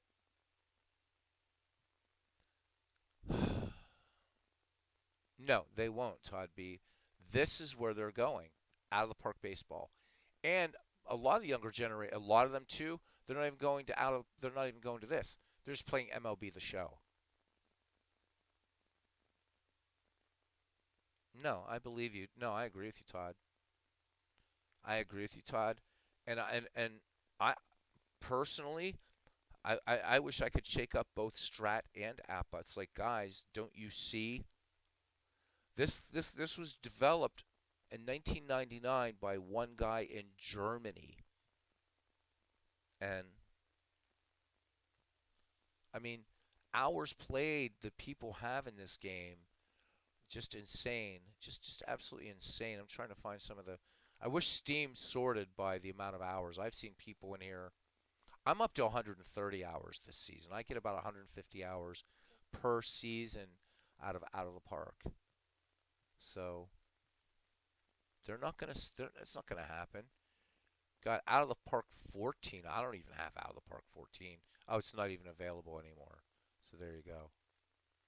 Can't even get it anymore. To Cubs Bear says I play out of the park to micromanage the entire organization, including finances and develop of all minor leaguers. That's serious depth. And see, Ken wasn't a fan. He said he bought it a few months ago, put it aside. I am also an original out of the park player. I've had every iteration of this game since the 19, including season ticket baseball. Remember that one put out by Sega that one year? I believe it was in 2004. It was called Season Ticket Baseball 2003, but they put out in 2004. I love Out of the Park Baseball. I think the only game that eclipses it is Action PC now. But that's opinion. Just opinion. Just partner with MLB The Show. Oh my God. I think that's going to happen, Todd. Marcus Heinsohn was asked, and he said that they're hoping that within 5 years that this game. My only worry, though, I mean, they're developing the graphics, they're getting really nice, but they're putting a lot of emphasis on perfect team, which kind of a little scares me. But they're the only ones with Major League Baseball Players Association, and minor league players to have this endorsement. That's not bad. That gets you a lot of street cred on a bigger platform like Steam, the biggest digital platform for gaming, hardcore gaming, because certainly Big Fish is the biggest for casual. But here it is, man. And the old companies, not Dave Cook. Dave Cook is brilliant. I have no complaints about Action PC. Might not be as pretty, but it's got its charm and its depth, which is nuts. These two games together are unbeatable. And actually, I would even say they are ignoring this other elephant as well. So there we go. Guess that's it. I don't know what else. I mean, again, I'm not trying to stir up any shit here, but the old companies need to watch for these two. They really, really do. Let me close out Steam. Boom. There we go. Pip says I played Out of the Park in the early 2000s for a few years, but it never worked for me. For historical replays, great game, but just too much going on for me. Action PC, better fit for him. Excellent informed decision. To Cubs and Bears says an uncle who played in high minors got drafted, um, died in World War II. Memory eternal. In Out of the Park, I played out his career and promoted him to the majors. That is awesome to Cubs to Bears. Remember you telling me about that. That is so cool. Does anyone try a tournament in Out of the Park pitting American baseball against the other leagues? So there's a problem with that, Todd. Unfortunately, you can't.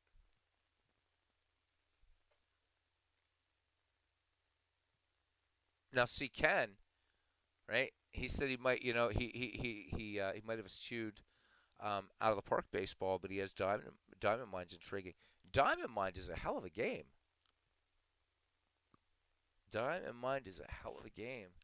And as long as Strat and Appa want to remain intransigent, let's face it, guys, all of us here, there's 12 of you right now, right? And I wish there were other people in here talking, but I'm trying to, I'm going to answer the chat. Let's admit it. We are niche. If we had everybody out there playing this game, these games, right, in the entire sports gaming community, and there's a lot of us out there. If you put us all together, content creators and just folks that play, okay, we're not even a patch on the number of people that play MLB The Show. Not at all. In fact, I would say there's probably fewer baseball tech sim, which is really what these are, even out of the park baseball, than play even Super Mega Baseball 3 or, whatever. We are super, super niche, you know? I mean, do you think the MLB show the kids are going to want to look at this? Probably not. There's the splash screen for Diamond Mine version 12, and then you're about to see the main screen right after it. Are you ready for this? There it is. Those kids aren't going to play this game at all. They're not going to look at it. Diamond Mine is excellent. Somebody might say I'm playable, though, but it's not. But they're not going to play this. They're not going to play this game. It's not pretty looking. I mean, come on, man. Look at a game. Here, I don't even know what two teams. Here, I'm not gonna play out a game. Boom, boom, boom, boom. Right? This is what you're greeted with. Right? You think MLB The Show players are gonna play this game? There's no way. There's no way. And V says Dave and Clay customer service outstanding. Clay Dresslow. If you're talking about Clay Dresslow with Baseball Mogul, yeah, they're good. They're good. I have Baseball Mogul. I don't play it. I just buy it every year to support Clay. I don't play it though. The Cubs and Bears says I play against the computer because many people my age are dead and few under my age are interested. We're a dying breed. It's we do have a way to play head to head, at least in out of the park baseball and in action PC. How many kids are playing Atari 2600? Exactly. But yet, how many of us have? I do. I have a 2 terabyte hard drive with emulators and games for just about any system you can imagine. It's not about the graphics for me. It's about the gameplay. That's why I'm psyched about the Lance Hafner games. Apparently now you can run those in Windows. How many guys have played? I never played Lance Hafner, but Steve regales us with great tales of Lance Hafner baseball, and I can't wait to try it out. Once some people are saying, though, when you try to get it running, teams aren't showing up. So I'll wait till somebody else troubleshoots it. um, Ken Castro played Lance Hafner back in the day. Todd says he's an anomaly. I like playing against the PC certainly, but I really like the fact that you can do head to head so easily in both out of the park baseball and action PC. With action PC, it's so easy. God, Steve showed me, and it's like I could get any one of you guys right now, and we could set up a head to head game in like 5 minutes. Well, Robbie, get on that Facebook group and for Lance Hafner and tell people they'd appreciate that, please. Ken still shoots a mean game. Anyhow, I don't know what teams I just picked here, but we're going to go ahead and close out of this game. Yes, I'm sure. And I think this is the only game that's up. The Cubs Bears says Lance Hafner was fine, but had the worst technical and customer support imaginable. So Steve says that there was one instance though where there was a Tigers team or something, and Steve will probably have to tell the story better than I, but apparently they were. I guess there was a Tigers team that was on the disc or something like that. World Series winners.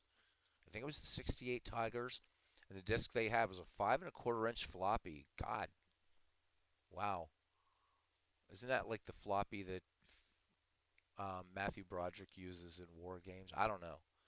Anyhow, that team wouldn't load, and so not I'm not disputing you to Cubs and Bears. I just have this one story from Steve Tate. Steve called Lance Hafner, and Hafner like sent them out a new disc like within a week. So and I guarantee you're not going to get that. You're not going to get customer service from neither Strat nor Appa. I don't see that happening, especially Strat. MV says so franchise manager might be an outlier though. I feel um, pardon me, out of the park has or is that football manager you're talking about or franchise manager? Football manager, right?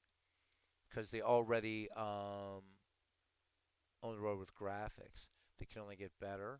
Action has come a long way with the chalkboard. It has. It has chalk, but it has come a long way. I will agree with Steve. The depth of this game is crazy, crazy, right? Pick a player. So we're talking about manager tendencies. Here's something that's cool. Let's take Tim McCarver. No, let's take a real player like Lou Brock. I'm just kidding. McCarver was great, but let's take Lou Brock. I can go here. Not only do I can set the manager tendencies for the team, but I can go in here and set how the AI is going to manage Lou Brock. And you can do this for every player in the league if you want. I mean, that's like unheard of. Ease of use and depth customizability in this game. You can't even do stuff in out. There's stuff and you cannot do without a lot of blood, sweat, and tears out of the park. That's kind of drag and drop in this game. So I don't know. In the end, it's what you love, but all this started by Ken saying that somebody in another chat had said that Appa baseball is unplayable. I'm assuming they were talking about the baseball game, and I don't even get where the hell you would even come up with that. That I'd be just as appalled if somebody said Strat cards and dice baseball would be unplayable. I'd be like, are you kidding me? It's eminently playable actually. So I don't know, man. I don't know. Anyhow, we're getting epic here. We're not at Return of the King yet, guys. We're not going to beat the Return of the King tonight. We're not going to do it, unfortunately. Thank you, everybody, though. This has been a lot of fun. And I'm going to miss the old Ned McGreevy League when it goes down here. Hopefully, get it done by the end of January. Depends on my new job schedule. There's Steve Tate. Action PC Baseball is the game. Steve's still awake. Awesome, Steve. Out there, he is. He's doing great, Scott, and all that stuff. He is our Professor Emmett Brown. He is. All right. See you tomorrow, cousin Ken, for some sort of daytime baseball. Todd B says, Ken, don't forget to blow out the candles before you retire. Boy, for all this time, we could have done another game, but we had some fun. We had a good chat. So I'm going to do this while there are 12 of you here. And I know that a lot of you are watching Al's channel or whatever, but if you do catch this, we do want to do a thing where we're going to have a chat about why you love baseball. And we'd like to do it where we can bring in a few people at a time or whatever, not taking anything away from a chat with Al. This is not a chat with Beatles Eternally type thing. That's Al's gig, and I don't want to, I'm not trying to do that. I just want to take something specific and talk about our love of this game, and everybody's invited. And if anybody wants to actually be on mic and talk with us and stuff like that, we'll have something in the background playing a game or just a picture of some players that will change occasionally. Please join. That's coming up soon. Really, really like to talk to the community instead of just reading your comments. You guys all have some great things to say. So, really appreciate that. Steve's checking in before bedtime. Is Steve? I imagine Steve closing his eyes, right? Just he's getting nestled under the covers out there in the beehive state, and then he says, "Oh damn, I need to do the photo pack 4," or "Oh wait a minute, I need to re-rate," or "Wait a minute, there's 5 other files I need to bring in." We gotta love Steve Tate, man. You gotta love him. Um, oh, I didn't know you can do individual. Oh yeah, you can. You can. You're right, MV. I don't know if it's at the level of Action PC. I think you can do usage. Steve Tate said was just researching Wally Burger and the 1930s Braves. How many people can say that? How many people could say that? Steve Digital to Diamond podcast appearance worth a listen if anybody hasn't heard it. Absolutely. D. Scott Howard, and MV correct me, it's football manager. So I don't have any like at all connection with and it's nothing personal or anything, but with Dave Gardner or Ron Juckett. They're both good guys. They know the thing. Juckett, he knows. Ron Juckett knows, I guess, every sport under the sun. And Dave Gardner, big on hockey, also a fellow musician, and all that. But they had Steve Tate on, big channel. I mean, God, they're like on Spotify and all this kind of stuff. Digital to Dice. Check out Steve Tate on Digital to Dice with Dave Gardner and Ron Juckett. It's brilliant, and I love the fact that both Dave and Ron were just absolutely blown away by Steve's work. Um, and they were very good questions. It was a great interview by Dave and Ron um, with Steve Tate, and D. Scott Howard nailed it on the head. What? Now, Robbie, I'm not going to go with chat with Beatles eternally. That is, our Red Sox fan is the one that started that. I think it should be his, and I don't want to do that. Al's I mean, Al's channel's way bigger than mine, and I don't want to come off as trying to be cheap. Besides, I'm the guy that does dead ball baseball, so I'm having fun. But thank you, buddy. Appreciate it. I know that comes from friendship. Thank you. Todd B, thank you guys for all the work. What do you say thanking me? Baseball is about the only thing I don't dream about. Hmm.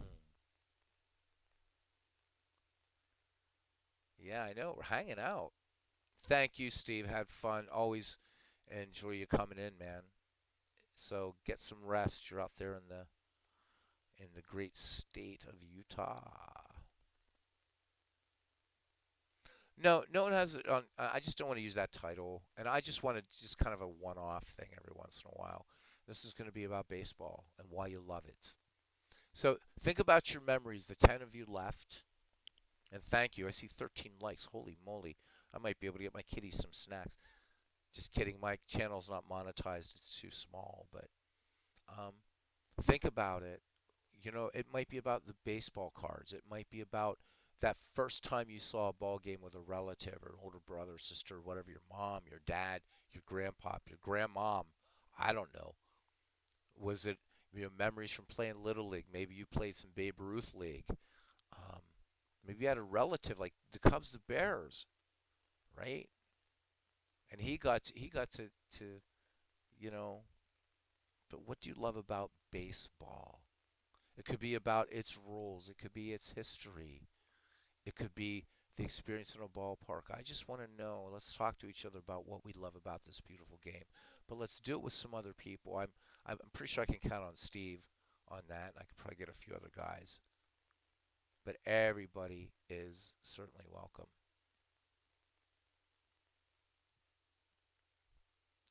Talking baseball, because that is what will be happening. Exactly. Thank you, Steve. Ramblings of a Madman. There you go. Now that's nice. I like it. Kind of a little call out to Ozzy Osbourne's album Diary of a Madman. I like it. All great topics would be fun. Well, Pib, I hope you'll join us. I hope you'll join us, and maybe you'll even consider come on mic. Anybody that wants to, let me know. And all that is sending a link to you, and to join either StreamYard or we can do the Discord voice chat. We'll see which. MV. Out of the park, click on strategy, and above you should offensive. Okay, thank you. Thank you, Pib. I appreciate it, man. Really, really appreciate it. I think it'll be a lot of fun. There's got to be a reason why there are 10 of us here. Well, 10 and plus me, so there's 11 of us talking about baseball and gaming at 1:27 a.m. Eastern Standard Time. And it's not because we're losers. We are degenerates. Anybody comes to my room, you're an automatic degenerate. Just telling you. Wear it as a badge of honor. Thanks, MV. I'll check that out. I didn't realize it got that granular. Robbie Wertberg says we could have a second episode titled "No." Oh my God, no, Robbie. We'll get every troll ever. Mm-mm. No, no, that's not gonna happen, pal. The Cubs, the Bears. Anyone who saw the green of Wrigley Field as a 5-year-old will always love baseball. See, that's what I'm talking about, and it could be just that. I'm really looking forward to this, and I hope we can organize it soon.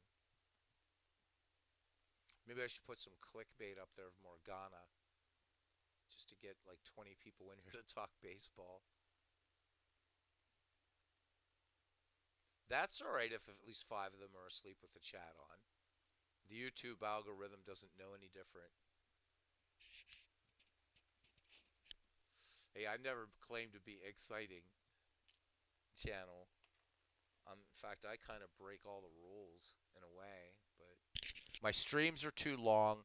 I play baseball eras that 70% of this community really doesn't like or doesn't care about. I ramble on. I pay more attention to the chat than the games. I don't even have the voice of a broadcaster. Dude, you don't have to tell me my weaknesses. I know 'em. But I know my strengths. And that is, I really, really want to pay attention to you guys. That's why I'm here. You guys are like it's like I'm talking to 10 friends, even if 5 of them are asleep. I'm getting to talk 10 friends about baseball and listening to what you have to say. And that's what's important. I get together with my friends when I do these and we talk baseball. I don't really give a damn what game's playing. I really don't, except for this Ned McGreevy League where these old players, where we can talk about some of these old players and they get the remembrance they deserve. But it's really about you guys. It really is. That sounds trite, but you know what? I only have 291 subscribers, guys, so I have nothing to gain by bullshitting any of you. My channel is never going to make money. Never, never, never, never. Even if I didn't, I took 2 years off from this channel. It's never going to make money, and I don't care. I really don't care. If people can come in here and want to talk baseball, that is cool. So, there we go. Ah, if I'm there, I'm there. If I'm not, I'm not, Steve. I'm really not. I mean, I'd like to start another channel and really would try to monetize it, but that would be, doing music, which I'm just sneaking in here every once in a while, alternate games. I want to start, some things on, working with artificial intelligence, things like that. But that's going to be building a channel from ground zero. And then I want to keep this as a baseball channel. For right now, you'll see weird things occasionally. But the other thing's going to be devoted to ambient music, AI, stuff like that, everything not baseball related. And V says Davis, Durham, Sandberg, Dunston, Clay, Dernier, Matthews, and Lee Smith from the bullpen. Ken Castro says because of new nut jobs, I just began a new game at 1:30. Nice. See? And MV fell in love with the Mets and it was game over.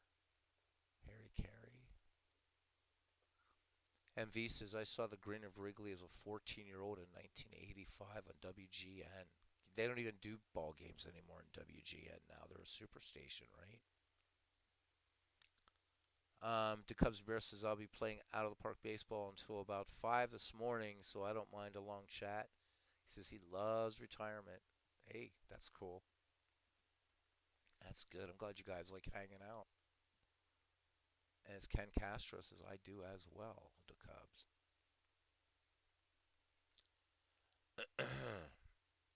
D. Scott chiming in and also agreeing. Robbie, I do appreciate that. Please don't think that I'm brushing you off, man. I appreciate your appreciation. You're usually like I appreciate you, man, as a friend and as a member of this channel. Not member, subscriber to this channel, right? You know what I mean.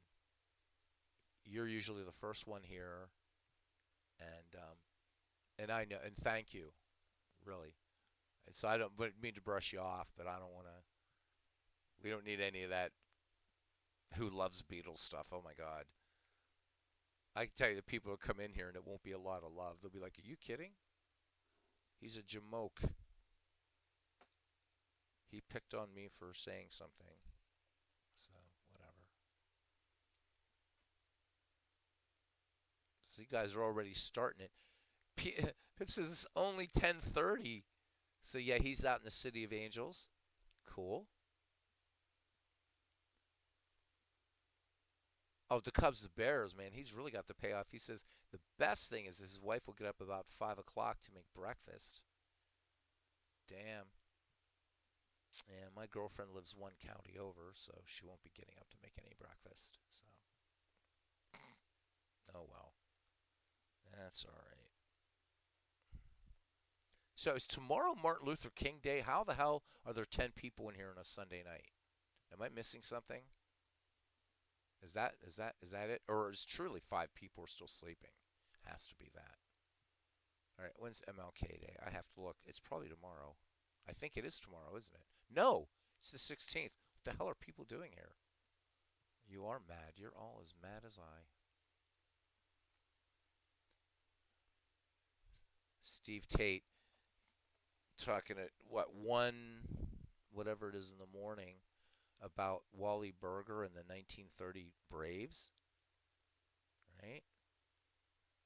So glad we're not normal. We love baseball and baseball sims. Yeah, right. We do. Well, here. So, just real quick. This is a real quick one. This is about gaming, baseball gaming, not baseball the game. What was the first baseball sim you played, whether it's cards and dice or digital? Just a quick one. Somebody just start typing them out. What was the first one you played? Don't matter if you date yourself or not. You can always lie and say, "Oh, I found it in a flea market 30 years later." What was your first game? What was your first game? A saucy English wench. Oh my God, the Cubs and Bears. Yeah, well, we keep going down that road. It could come down to that. So Pibb says his first was Appa. Ken Castro says his was Strat. Robbie Wartburg says Pure Sim. D. Scott says Strat Spring of 1965, 1964 season. Steve Tate says his first real retail game was Status Pro Baseball. Cool. This is good. And the Cubs Bears, my first saucy English wench's name was Mary. She was actually Scottish. And yeah, didn't want to leave you in suspense, man. The Cubs Bear says I started before there was an APA. He played a game with a spinner. Whoa, those spinner games. Yeah, they what like there was like even a Babe Ruth game, and you right wasn't it that you put those? Not that you were around from Babe Ruth's time, but wasn't it the game where you had the player, right, the spinner, and like the way it was the player was rated or carded or whatever was if there was like a larger area for a home run for the spinner to land on and smaller if he didn't strike out a lot. I think that's how they worked. Something like that. I've never seen one like in person, but it'd be fun to see. The Gamco, Ken Castro's asking. Game with the spinner, yes. All Star Baseball or something like that. Second game was in a Gamco for Cousin. They should revive Status Pro. I didn't know it was dead, MV. Cadico. Wasn't there Sherco as well? Sherco Baseball? Sherco.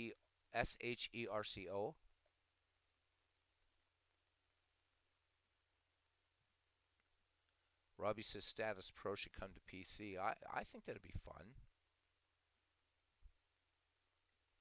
Comes the Bears. I think it was called Ethan Allen's All Star Baseball. Cool. So we got a nice cross section. So nobody mentioned Earl Weaver baseball. Nobody mentioned micro league. But it doesn't matter. I'm just curious whether anybody started in a digital realm, and a couple have. Sherco, yes. And the old sporting news ads. MV, Robbie actually, yeah. MV, it should Robbie. That was one of my first baseball games. Steve Tate. I tried PC Replay Baseball today, and I just don't care for it. Want to like it. I'm the same way. I just, yeah, I don't know, man. I yeah. I mean, Al's doing a 1960 Ted Williams alternate replay, and I've watched him do a couple other games of PC Replay. Robbie Wartburg loves PC Replay baseball. I think it's World's Worst Gamer, big PC Replay baseball fan. There's something that doesn't click with me, and I don't know what it is. I think one of the things is what Robbie told me. You cannot do what was it, Robbie? Is you can't do a draft league or what? There's something Robbie says you can't do in PC Replay Baseball that you can do in just about everything else. So D. Scott Howard's first PC game was Micro League on the Commodore 64. 38K of memory, buddy. Homebrews. You cannot do homebrews in PC Replay Baseball. So right there, forget it. I don't care how good the game is. If I can't do homebrew seasons, it's not happening for me. Hardball. Oh my God. What the champions versus the all stars in hardball, dude. Great stuff. Tommy Euler with that big sweeping curve, and if you held the joystick just right, you could strike out everybody on the All Stars. If you had Tommy Euler starting, and Hardball as your pitcher, it was awesome. Yeah, they charge a crap ton for seasons in PC Replay Baseball. Of course, I do want to thank PC Replay Baseball for one thing because they list the contents of all their seasons, like their special seasons and stuff. I can recreate them in here. So thank you guys, I appreciate it. You saved me a lot of research. No, I don't know. It might be a fun game, but Steve, I haven't seen anything in PC Replay Baseball that Action PC Baseball doesn't do. And it confused the living frick out of me. And just full disclosure, guys, I know how to run geographic information software. And I had no idea, like, setting up a game in PC Replay Baseball was like having, like, well, I do have a real job, but you know what I mean? It just felt like a job. And I tried it twice. Al, however, Al Red Sox fan, at first did not like it. In fact, I remember it was in 2019. He said, well, or 2018, something like that. He said, I don't know, Beatles. He said, I tried it. I don't think you're going to like it. And I tried it, didn't like it. And then I tried it again, didn't like it. But Al likes it now. So maybe it's one of those games that grows on you. I don't know. Tony La Russa was your first PC game, mid 90s. Well, yeah, and Tony La Russa 1. Tony La Russa 3 then would spawn old time baseball. But I remember the first Tony La Russa game. Question. Question for the chat. Would you guys be interested some night? I hook up this big hard drive I'm talking about, this 2 terabyte beast, and let's revisit some of the digital games you guys are talking about. You know, maybe some folks have never seen Micro League Baseball. I have it, all of the Micro League Baseballs. I have I have all the hardball. I've got all this stuff, and I think it'd be really fun to see the first Tony La Russa baseball. Um, oh my God, the Sports Illustrated baseball games. I've got all those, and we could do it. Robbie says let's do it. They're all here, so maybe we could do a stream some night, broadcast on just great old PC baseball games. We won't include old time baseball because I have done that by itself twice on this channel, but there's a ton of other games. Star League Baseball. Anybody remember Star League Baseball from Epix? What else? And Magic had one. There was just a ton of baseball games on all kinds of. We can RBI baseball. We can play some RBI baseball on Super Nintendo for a couple innings, man. We can just have some fun. So let me know. Let me know. That'd be something different. All right. We should probably start winding it down soon, I think. Lance Hafner. Yeah, I don't have Lance Hafner, but I think that'd be. Hopefully, we get to see it on Windows. But I do have Lance Hafner on the Commodore 64 emulator. So yes, Lance Hafner, yes, as it originally was. P.P. Perez in a hardball. Yep, nobody better. I remember him. Pure Stat Baseball, 1986. Awesome game. Yep. So here's another one, Steve. Do you remember? It was around the late 90s or around 2000. Pro League Baseball. Do you remember Pro League Baseball? Came with every season from 1980 or 1904 to I forget what it was, 1995 or something like that. Do you remember that? That's one of the few I don't have. I can't find anywhere the edition I had. I don't have it, but so much cool stuff.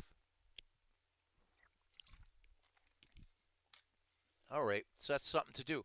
Also, guys, You're going to laugh. The original Stratomatic baseball.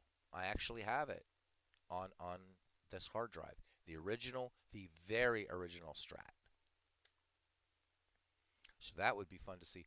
And Robbie Wartburg, are you still awake? Just say yes, because I have something that's going to blow your mind.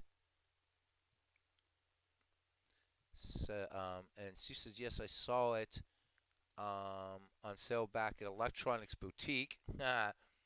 Back there, but never back there. Okay, Robbie, are you sitting down? Answer yes or no. And this is anybody interested in baseball for Windows, by the way. Robbie's gonna lose it, guys. I'm telling you, he's gonna lose it when I tell him what I have to tell him. Are you sitting down, Robbie? Okay, Robbie. When you join Digital Skybox, you've got to poke around in there and look for yourself, but you will find an ISO image of the Fan Park Encyclopedia. Download it, and if you're using that virtual machine, mount it, and you're in business. Are you happy? Because that thing is going for hundreds of dollars in the aftermarket. It's offered as freeware on the site. I don't know about the legality of it. I'm just saying it's there. You have to mount the image, though, and you have the Fan Park Encyclopedia. So for 20 bucks, man, not only for those thousands of micromanagers, but you can get the Fan Park Encyclopedia, and you can create your own seasons in baseball for Windows. Now, Robbie has fainted. Oh my God, yes, but still need baseball for Windows 5.5. Yeah, you will need that, but the Fan Park Encyclopedia is the harder one to get. And besides, you can do baseball for Windows 3.0. You don't need 5.5. You can do 3.0, 3.5. The only thing you'll be missing is the lineup creator, which you're going to migrate into 5.75 anyhow. So, pretty easy to find it. But there. On that note, we've made Robbie Wartburg happy, and that's good.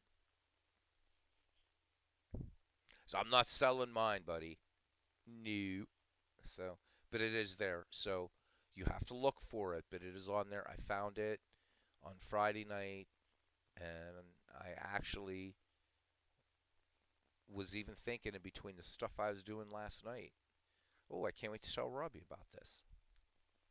So there you go, buddy. You're gonna make that. You're gonna pony up that 20 bucks now. Digital Skybox.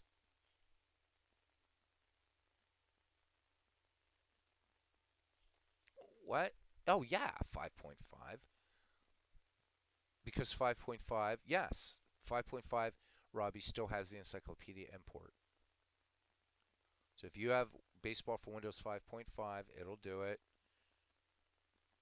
5.0 will do it. 4.0 will do it. All the versions from 3.0 on a baseball for Windows will do the Fan Park Encyclopedia import, I think. Or is it 3.5? No, 3.0. But yeah, if you get 5.5, that's the good one. But at least get the Fan Park Encyclopedia and play around with it as a reference source. I think you'll like it. It's baseballreference.com on a disc as it would have been in 1997. And it's pretty nice what you can do with that. So yeah, I didn't try. So my first baseball sim digital was Micro League Baseball, then Earl Weaver Baseball, um, then Old Time Baseball, and then Baseball for Windows, in that order, digitally. Robbie Wartburg. So I guess man, the ISO worked the same as I did the ISO. Yeah, as long as you have that program Magic ISO or one of those things, you just do that and it'll just mount for you. All it's doing is creating a virtual drive.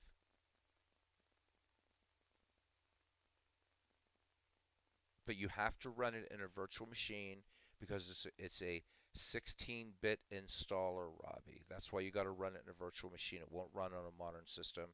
So you said you have a virtual machine, VMware is the one you have, VirtualBox. So it's all you need. D. Scott Howard says my first digital was Hafner Full Count Baseball. D. Scott Howard says uh, I may have one deep in the back of your storage area. Someday you'll dig the game out and see. But if it's back there, and C says in Pure Stat Baseball. Nice. I never played Pure Stat. I'm gonna have to look, see if I have that drive. On that drive, I'm sure it's probably on there. So D. Scott, if you have the Fan Park Encyclopedia, I mean, you're looking for extra cash. I saw it on eBay a few years ago, going for like $350. So definitely something that some people will buy that. Robbie Wartburg says yes, VMware, but I guess yeah, there's freeware ISO mounters, Robbie. There's free ones out there, and it's not. Believe it or not, the Fan Park Encyclopedia is only like 175 megabytes. It's yeah, but remember that was back in the day when there's no such thing as flash drives yet. Zip drives, whatever, thumbsticks. There were those. No, there were those things. What were those things called? I forget what those things were called now. Can't even remember the company. But yep, yep. D. Scott Howard says if I do have the game too, but may have foolishly downsized them. Hmm. Front Page Sports, never played that one. I remember there was TV Sports Baseball. There was Bo Jackson Baseball. I know I have those. Never played Front Page Sports. Never played Micro League or not Micro League. I have Microsoft Baseball. Do you guys remember there was one called Radio Baseball or something? I think it was. MV says way before its time. I call it the daddy of out of the park baseball. Front Page Sports really that good? Wow. I need to check something here really quickly because it's like feeling like an oven in here. One moment, please.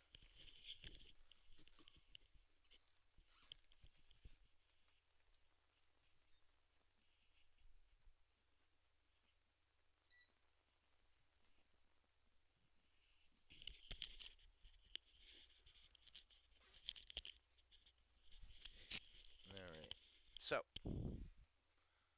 we're winding down here, man. Just talking baseball, talking gaming.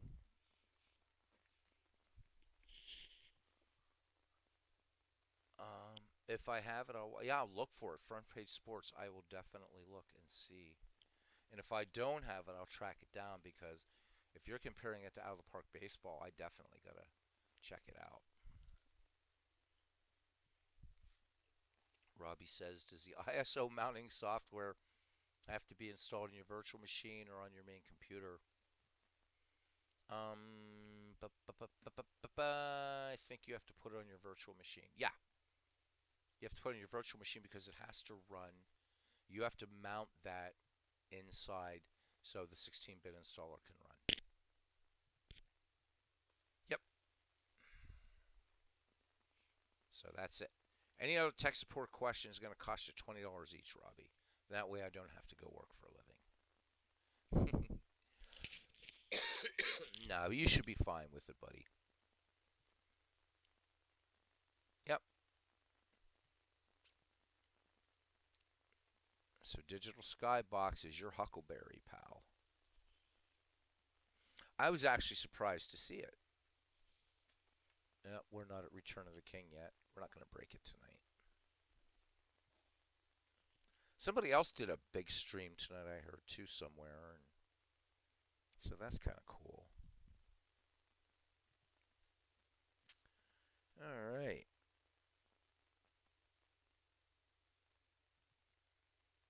They've been around forever, Robbie. ISO images have been around forever and ever and ever. But that's okay. You haven't heard from them or about them I'm sorry. No problem. I mean, you've probably never had a need to use them. I have though, so good stuff. They're super easy to do. Boom, boom. There's one called Damon Tools, and I'll type it in there for you because I don't want to. Right. So you also want to look for This might be another one. There's a whole bunch of them. There's that one. There's Magic ISO. So there I've given you two to look up.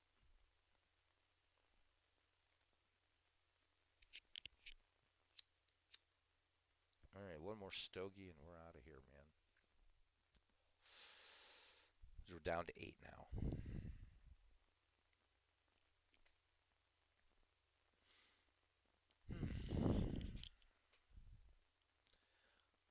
So lots of fun stuff coming up. Our baseball chat, winding down Ned McGreevy, winding up Negro Leagues in 1960s, doing a thing where we're going to look at some old digital baseball games. That's going to be fun.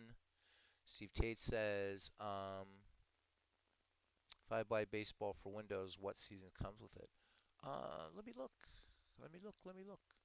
I I think it's 1959, 75, and one more, but let me see. Let me see what comes with it, because I don't remember. Um, okay, so it comes with Steve. Oh, see, they change it out all the time. So this time, if you buy it, it comes with 1986, 2004, and 2015. Um, so, but email me there, Steve. Okay, you know what I'm saying? You picking up what I'm putting down, Steve? Like, email me about baseball for Windows, dude. That's all I'm gonna say for that. But it'll make you smile. Trust me, I owe you.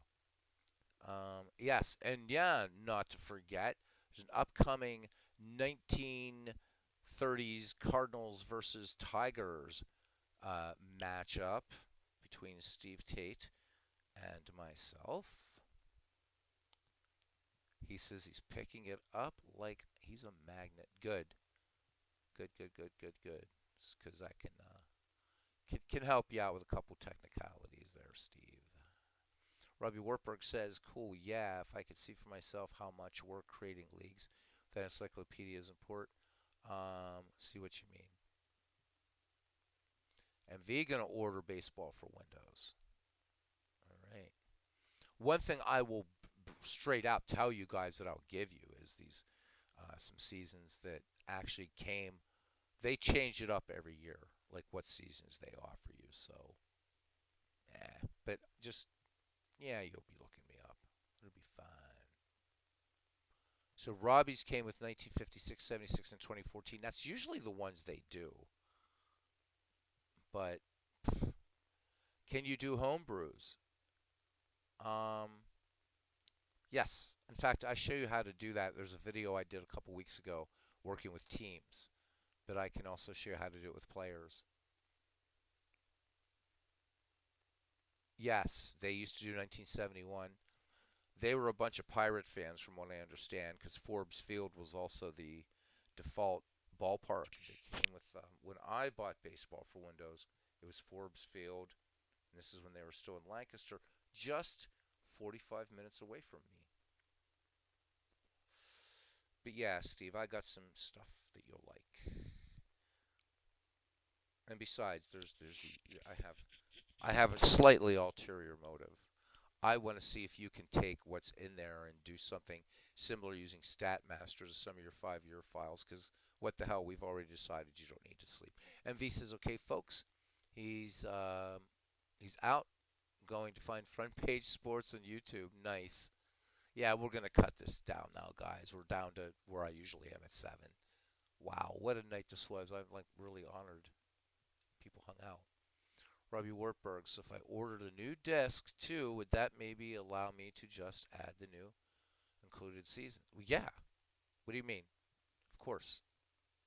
What are you talking about? Like you would order baseball for Windows again just for those 3 seasons, or what? I'm really kind of confused. Cause I am addlepated, Robbie. Addlepated. Let me put that in there. Let's see, I am addle. Yeah, if I could learn. Yeah, I am addle pated. And you're not going to hear that in a lot of chats. See, that's me, Robbie. I'm adulpated.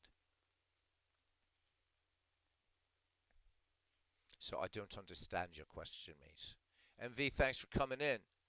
MV checking in from Wales, King Arthur country.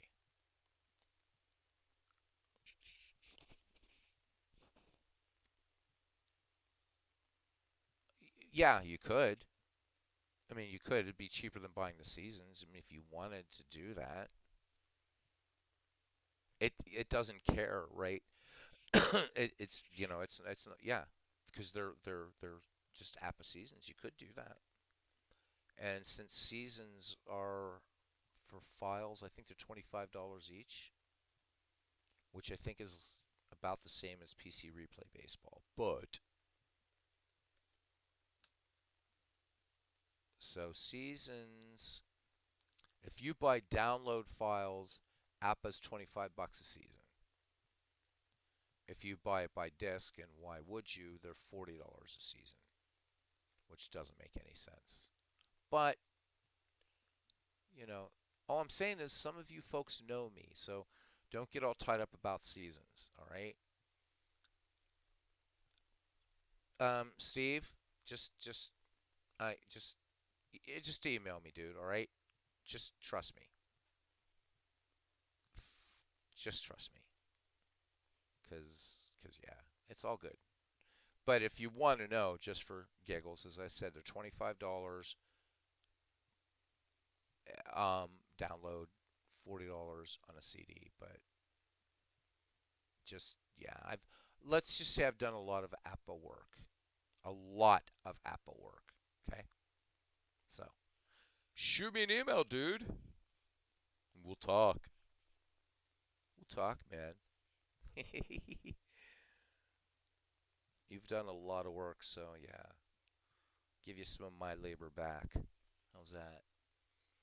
And V says, to my surprise, Steve, Houston won the National League West 80s, and less to his surprise, St. Louis won the National League East from the 80s file. Wow, St. Louis should be whooping everybody. Can Ernie pronounce even new names? If it was in, if it was in the baseball, whatever he used, whether it's baseball encyclopedia, because yeah, that was think I don't remember when the first edition of Total Baseball came out. If the surname's not in there, it uses the first letter of the name. If the Ernie Harwell thing doesn't recognize it. Yep. No, because Shohei Ohtani. I don't think unless there was an Ohtani in baseball before Shohei, he'll just say O. He won't say Ohtani, which is a bit of a drag. But since Ernie's dead, there's not a lot we can do about it, unfortunately. Arnold also, I think, is picking up baseball for Windows. Arnold Hunter, Robbie Wartburg. So yeah, he said. Steve says I need to get the '50s file done sometime. Yeah, yeah. 1950s, some good players. Get some Ralph Kiner action in a '50s file. I mean, I know we have Ralph Kiner now. I think in the NL file somewhere. I should bring that up because it wouldn't be a stream if I didn't have a Steve Tate file up here. So the latest one I have is 30 December. Is the latest Steve Tate masterpiece I have, man. Oh no, then no Ralph Kiner yet in mine. Oh wait, 40 to wait. Yep, there he is. Do have it. Yes, I'm sorry. Do have Ralph Kiner represented here on the Bucks. Thank you very much, Steve Tate, steely-eyed missile man that he is. We got Ralph Kiner action here, man. So I sit corrected. The 1944 to 48 Pittsburgh Pirates, Ralph Kiner.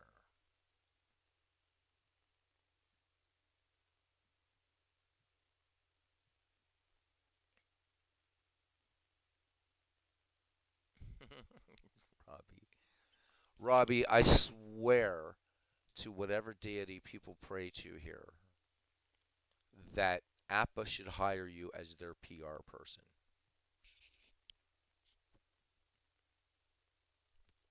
So quickly, the story with Robbie Wartburg, because this is nice. Every year during Super Bowl, I try to do something baseball related. So before I had my YouTube channel, it was either reading baseball books, playing baseball games, um, or something like that. And then got back, came to America 2019, and it was Super Bowl, and I'm like, I hate football. Oh, geez, I got this YouTube channel. So we did a double header, and cousin Ken Castro, I said, hey cousin, what do you want? And he said, well, let's do it was what Pittsburgh Rebels and the Chicago Whales, whatever it was. So it was a Federal League game. It was a doubleheader, and that first game was baseball for Windows, and then the nightcap was the 1978 Yankees Red Sox game with Bucky F. Dent and Robbie Wartburg during the nightcap broadcast of Out of the Park Baseball kept asking questions about baseball for Windows, and he's been hooked so badly ever since. But that was his first night in my channel, and that was awesome. Super Bowl, what, February 2019? Holy moly. 4 years? Jeez. No, 3 years, actually.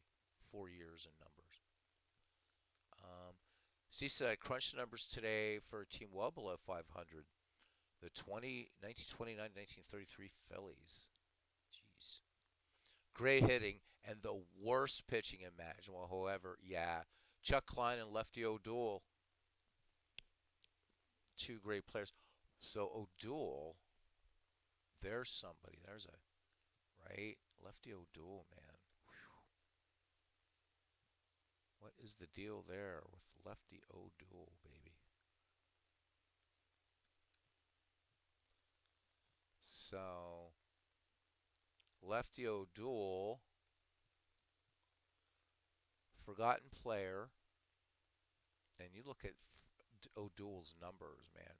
O'Doul was a good player, and considering some of the guys that are in there, so Lefty O'Doul, lifetime 349 batting average, not bad.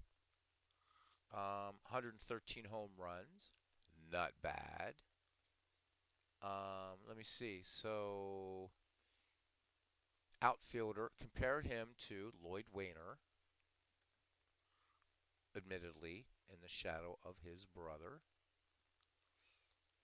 but Lloyd Wayner, same position pretty much. Lloyd Wayner with a 316 batting average. Lloyd Wayner is in the Hall of Fame. Lefty O'Doul is not in the Hall of Fame.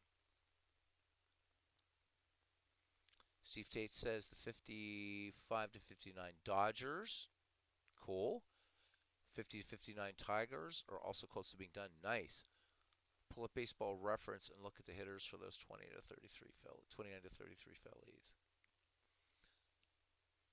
Lefty started as a pitcher and ended up to be a hell of a position player. But yet, he's not in the Hall. But you know what? You're going to get more people yelling about Bill Madlock than you will about, and I'm not taking anything away from Madlock, than you will about Lefty O'Doul, though. I don't think Lefty's ever going to get in the Hall of Fame, unfortunately. I don't think the, I mean, I don't think does the Veterans Committee even still exist anymore? I thought the Hall of Fame got rid of that, and they have like something else now. And didn't they also say that they weren't going to elect any more? There was nobody left from the Negro Leagues, or it was one of the eras of baseball, or it might have been like not Negro Leagues were in an era, but there was one era they said, no, we've pretty much got everybody from there now, and that's it.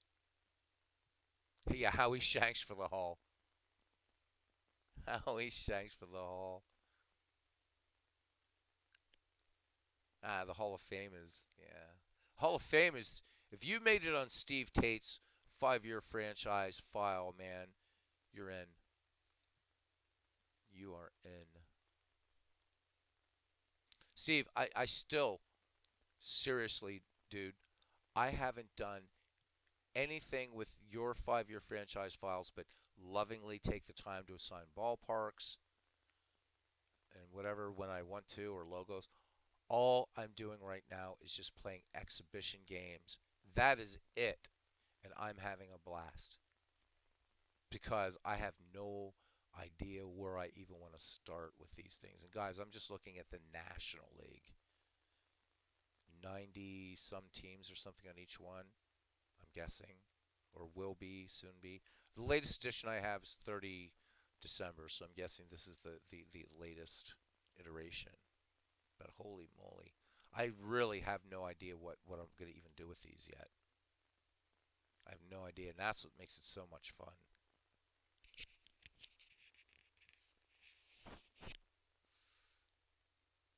Oh my god, there's going to be an update later in this week. Nice. I'm all for it. I am all for it. I still think Dave should sell this thing, but I mean, at this point, we're going to have an answer to that too. That's in the works. You're going to play me and others head to head. That's what I'm going to do. I'm ready, man. I am so ready. I'm ready for some head to head baseball. I love it. It's fun. Robbie Wartburg. You would do a PR job for baseball for Windows. I know you would, Robbie, and you'd be good at it. You'd probably do it on your own dime. By the way, guys, in another 9 minutes, we will have, I think, beaten the extended release of the third movie in the Lord of the Rings trilogy, The Return of the King. So we're going to stay on for 9 more minutes because we're going to beat The Return of the King. Might as well do it.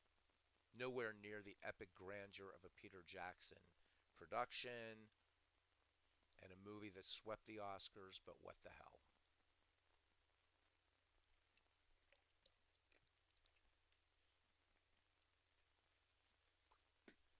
Steve, man, I look at these files and it's like, except that the '88 Dodgers aren't in here. Just saying. Just messing with you, man. But God, you just pick anything. Look at this, man. The 62 to 66 Dodgers. Here you go. Got the Dodgers that were World Series, man. And you got Maury Wills and Tommy Davis, right? Willie Davis. No relation to Tommy, I guess. I don't know. But you just go through. It's like sometimes you just marble, right? I want to play them against the 77 to 81 Reds. Wouldn't that be just a badass game? Absolutely badass game. Those Dodgers and Reds playing each other, and just what you can do here, and pulling these teams, man. And the fact that these were all hand done, every player, every player. There's my Bucks. They sucked from, in these years in the 1940s. Oh boy, I mean our best pitcher, Rip Sewell with a 3.53 earned run average in this file. We were not that good. But damn it, we had Babe Dahlgren, who used to be with didn't he used to be with Brooklyn, I think, or was it Brooklyn or was he a Cub? I don't know. He wore a blue uniform or blue color uniform. The immortal Frankie Justine, Wally Westlake. Wally Westlake, I mean, he had 17 home runs. But look at Kiner. Kiner with 46 home runs, and then Westlake is second on this team with 17. Kiner was only second to Babe Ruth in home run frequency at one time. Good stuff. Then 85 to 89 Dodgers. Thank you. Thank you. I mean, I know I can just bring up an Action PC baseball. I have the 1980, I can do it, but I want to do it with your file. And I was kind of amazed that they were not there, but that's okay. Kiner from Roswell, New Mexico, ended up being a Mets broadcaster, trader, but oh well. He wasn't appreciated in Pittsburgh by the ownership as much as he should. He brought in money. In fact, Connor's Corner, that used to be Greenberg Gardens. And then for a very, very brief time, Hank Greenberg played for the Bucks, I think, for maybe a season. And then Greenberg Gardens became Connor's Corner at Forbes Field, right? Yep. Left right before the aliens landed there. Steve Tate says Big Clue sent me an altered and update file to help identify the slices on is more obsession. He offered them to me, which they would be fun to have, but I wouldn't know what to do with them except maybe because I don't want to redouble your work. But I thought maybe I will take him up on his kind offer to see if I can use those in baseball for Windows and do some interesting things in baseball for Windows. Since baseball for Windows also has editing capabilities, but I don't have the mathematical acumen that you do, Steve. Um, but I mean, I wouldn't mind sifting through them and just seeing what I might be able to do just for kind of creating a little bit more nuanced what if leagues, but not what you do. I can't not do what you do, and I'm not a stupid person. But you explained your methodology, and it's like, okay, nah. So yeah, I think that file's just better left in your hands than mine. So I don't even want to. I'm not gonna mess with it. So see, I'm starting to put ballparks in there. There's a that Ebbets you had the other day was nice. I'm going out to look. Or no, I downloaded that Ebbets, by the way. Thank you. Thanks, man. Says like he made him just for you. Crazy. Yes. Big clue, man. He's a baseball. That man is a baseball historian, isn't he? Wow. Jeez. This is crazy. Robbie Wartburg. There's content up on my Baseball for Windows League channel for all to view in Discord. Cool. For those of you who have or are interested in Baseball for Windows. You know, it'd be fun, Robbie, what you should do if you really want to get more people into Baseball for Windows. And no, I'm not going to say stream. But you know, every once in a while, like there was a rare play in a game that I did. Was it Friday? Yeah, no, yesterday because I actually did a day game before I went out. A rare play came up. But when you find something weird that Ernie says, try to screenshot it. So all you have to do is hit pause, but be fast with a screenshot. Maybe post some things when you see weird, weird rare plays, things like that. So, anyhow, did we do it? What time is it? How many hours have we been on here? Four? Nope. Got a couple more minutes, and then we've done it.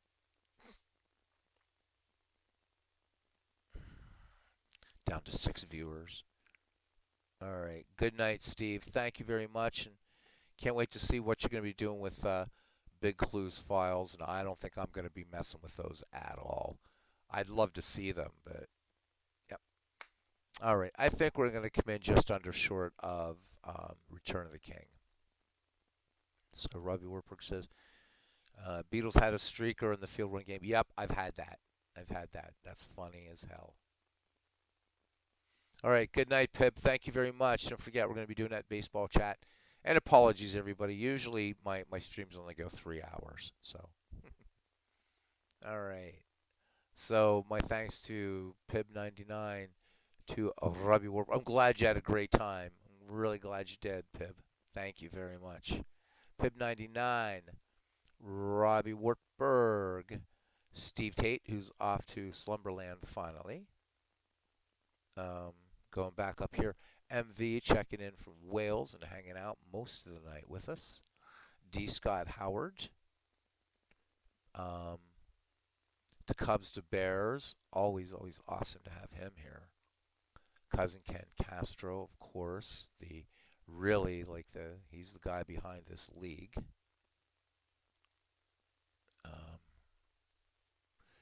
Clint Parks is hanging out with us tonight. Todd B. Getting a nice victory tonight. So that was fun. I think did we get just about everybody here? that's it. So thank you, one and all, and take care. And we'll see you guys at the batting cage. See ya. And I appreciate all of you. Thank you.